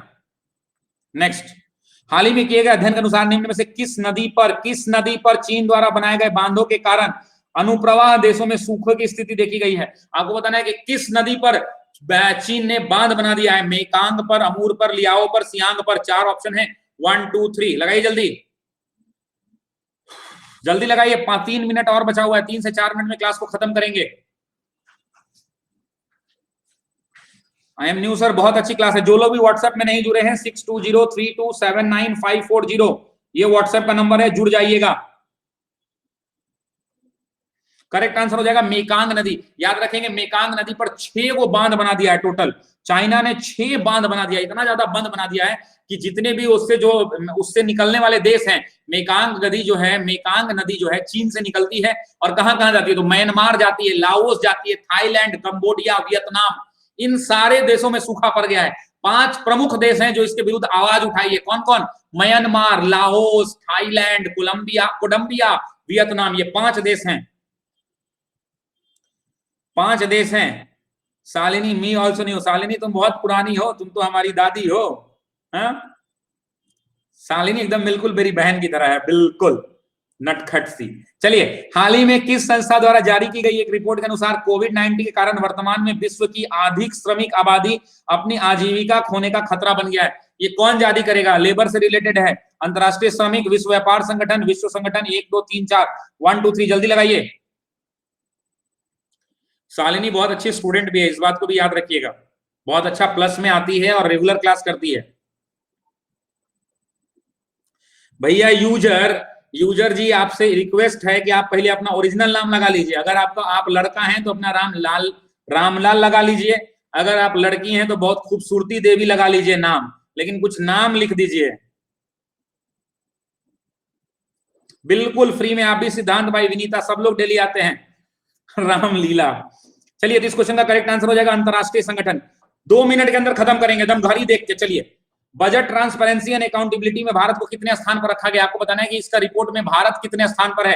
25, 50, 43, 53। 1 2 3 4 जल्दी लगाइए।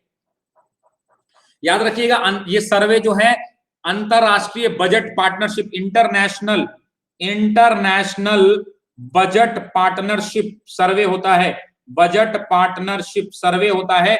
इस सर्वे पर यह देखा जाता है कि जो ट्रांसपेरेंसी है सरकार में, जो खर्च पर है, जवाबदेही है, तो टोटल 117 देशों का सर्वे किया गया था। 117 में 53वें नंबर पर भारत है, 53वें नंबर पर भारत है। नेक्स्ट क्वेश्चन, हाल ही में किस राज्य ने डीजल, पेट्रोल और मोटर स्पिरिट के लिए कोविड-19 सेस, अब देख लीजिए एजुकेशन सेस लगता था, अब आजकल कोविड-19 सेस लग रहा है। ये इंपॉर्टेंट क्वेश्चन है, पूछा जा सकता है, रट लीजिएगा। आ सकता है कि कौन सी सरकार है जो सबसे पहले लगाई है सेस, तो याद रखेंगे नागालैंड, मणिपुर, केरल, त्रिपुरा। उसने पेट्रोल डीजल सब पे लगा दिया है। तो आंसर बताइए क्या होगा, करेक्ट आंसर 1 2 3। आज बहुत मेहनत से जगी हूं क्लास के लिए, बहुत शुक्रिया शालिनी।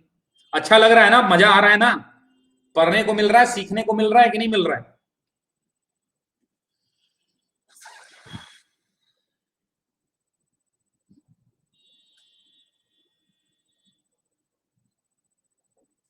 तो याद रखेंगे करेक्ट आंसर हो जाएगा नागालैंड। नागालैंड की स्थिति बहुत, इकोनॉमिक स्थिति बहुत खराब है, छोटा सा प्रदेश है, तो उसने क्या किया है कि पेट्रोल का दाम 6 रुपए एक्स्ट्रा कर दिया है, 6 रुपया बढ़ा दिया है, और डीजल का दाम 5 रुपए लीटर बढ़ा दिया है। जो भी है उसके ऊपर 6 रुपए लीटर और 5 रुपए लीटर बढ़ा दिया गया है। क्यों? लोगों से कहा गया है कि आप सहयोग कीजिए, कोरोना सेस के नाम पे बढ़ाया गया है। सेकंड लास्ट क्वेश्चन, सेस क्या होता है? सेस होता है कर के ऊपर कर, उसको उपकर कहते हैं, जो आप टैक्स देते हैं उसके ऊपर टैक्स लगाया गया है। एशियाई खेल 1962 की स्वर्ण पदक विजेता टीम के कप्तान रहे भारत के किस महान फुटबॉलर का हाल के दिनों में दौरा पड़ने से निधन हो गया है? आपको बताना है। उस समय कैप्टन थे हमारे देश और स्वर्ण पदक हमने जीता था एशियाई खेल में। नरेंद्र गहलोत, चुन्नी गोस्वामी, अनिरुद्ध थापा, पीटर थंगराज। इंपॉर्टेंट क्वेश्चन है, याद रखिएगा, लगाइए जल्दी करेक्ट आंसर।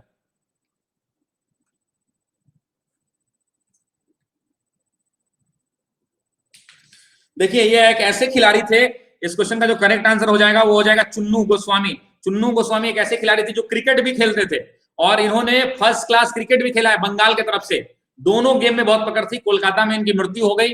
भगवान और ऊपर वाला अल्लाह उनकी आत्मा को शांति दे। ओम शांति।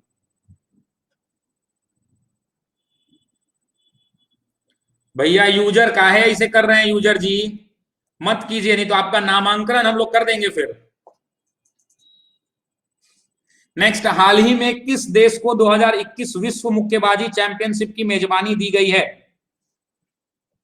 हाल ही में किस देश को 2021 विश्व मुक्केबाजी चैंपियनशिप की मेजबानी दी गई है? नेपाल, चीन, रूस, सर्बिया। आपको पता है कि भारत के पास थी, ये भारत से चली गई है, कल मैंने बताया था। आंसर कीजिए, लास्ट क्वेश्चन है। और जिन लोगों को प्लस लेना है 6203279540 पर संपर्क कर लीजिएगा क्लास के तुरंत बाद। एक बैच है जो कल शुरू हुई है 3 से 4:30, कल 5 लोगों ने लिया है और बहुत अच्छा रिव्यू भी है उनका, आप भी ले सकते हैं। अभी लॉकडाउन के चलते कोचिंग जो है सितंबर से पहले नहीं खुलेगा, इस बात को यकीन मानिए। और इससे बढ़िया प्लेटफॉर्म नहीं हो सकता है। 20 से ज्यादा टीचर पढ़ाएंगे, हर चीज का कोर्स है, पीटी का, मेंस का, बिहार एसआई पीटी का, बिहार एसआई मेंस का, सचिवालय का, सचिवालय मेंस का, सब चीजों का है, सब चीजों का मेंस अवेलेबल है। और एक बार एडमिशन लेना और सब में पढ़िए, रोज हर महीने 5-6 को बैच शुरू होता है। ऑफलाइन में क्या है कि जिस बैच में एडमिशन लेते हैं उसी में पढ़िएगा। मान लीजिए बीपीएससी पीटी में एडमिशन लिए, बीपीएससी पीटी पर है, पीटी पास कर गए तो मेंस का बैच पढ़ना है तो फिर से पैसा दीजिए कोचिंग में, नहीं देना है। यहाँ एक बार दे दीजिए। सचिवालय सहायक, पीटी, सचिवालय मेंस, बिहार एसआई, बिहार दरोगा, BPSC PT mains, optional, history, geography, polity, अलग से सब कुछ मिलेगा, सब कुछ की तैयारी कराई जाएगी आपको। करेक्ट आंसर हो जाएगा सर्बिया। सर्बिया क्वेश्चन का करेक्ट आंसर हो जाएगा। पहले ये इंडिया के पास था, इंडिया ने फीस नहीं जमा की तो सर्बिया। चलिए सभी लोग ए ऑप्शन लगाइए, ए ऑप्शन लगाइए सभी लोग। ये सारे फायदे हैं, मैंने देखो यहां लिख दिया है। आप अपने पसंद के शिक्षक से पढ़ सकते हैं, बहुत सारे शिक्षक हैं यहाँ पे और नए नए लोग बहुत सारे आ रहे हैं। डाउट सेशन भी डेली मिलता है, एक सब्सक्रिप्शन लीजिए, सब कुछ पढ़ सकते हैं आप। जैसे क्लास में से हाथ खड़ा करके डाउट पूछते हैं, यहाँ पे टाइप करके डाउट पूछ दीजिए। अनलिमिटेड टेस्ट सीरीज भी आपको फ्री मिल जाएगा, ये थोड़ा अलग कहानी है। फुल सिलेबस का कवरेज होता है और आप वीडियो को डाउनलोड भी कर सकते हैं, बाद में भी देख सकते हैं। मान लीजिए आप ऑफिस में हैं, नहीं देख रहे हैं तो रात को देख लीजिए घर में आके। ये रहा लीडर बोर्ड। राजू बहुत बढ़िया, मंजीत बहुत बढ़िया, नीशू चौरसिया बहुत बढ़िया, रिफत परवीन बहुत बढ़िया, सिद्धांत, मनीष, विनीता, अरे वाह विनीता है 7 नंबर पे, अर्पणा बहुत बढ़िया, सुजीत बहुत बढ़िया, तरुणा कुमारी बहुत बढ़िया। आप तमाम लोगों का बहुत बहुत शुक्रिया। कल मिलेंगे ठीक 8 बजे। अपनी जात को जिंदा रखिएगा, मेहनत करते रहिएगा, कलम की क्रांति नहीं रुकनी चाहिए। आप अपने घर का किस्मत आप बदल सकते हैं। अगर आपका किस्मत बदला तो आपके आने वाली पीढ़ियों का, आपका परिवार का किस्मत बदल जाएगा। और इसी कलम में वो ताकत है जो आपकी पीढ़ियों को सुधार सकती है, आपके किस्मत को संवार सकती है, आपके माता पिता को खुशी दे सकती है और आपका जीवन सफल बना सकती है। इस कलम को जितना घिसिएगा कॉपी पे उतनी जल्दी सफल होइएगा। मेरी शुभकामनाएं हैं सबके साथ। सभी को मेरा नमस्कार। जय हिंद।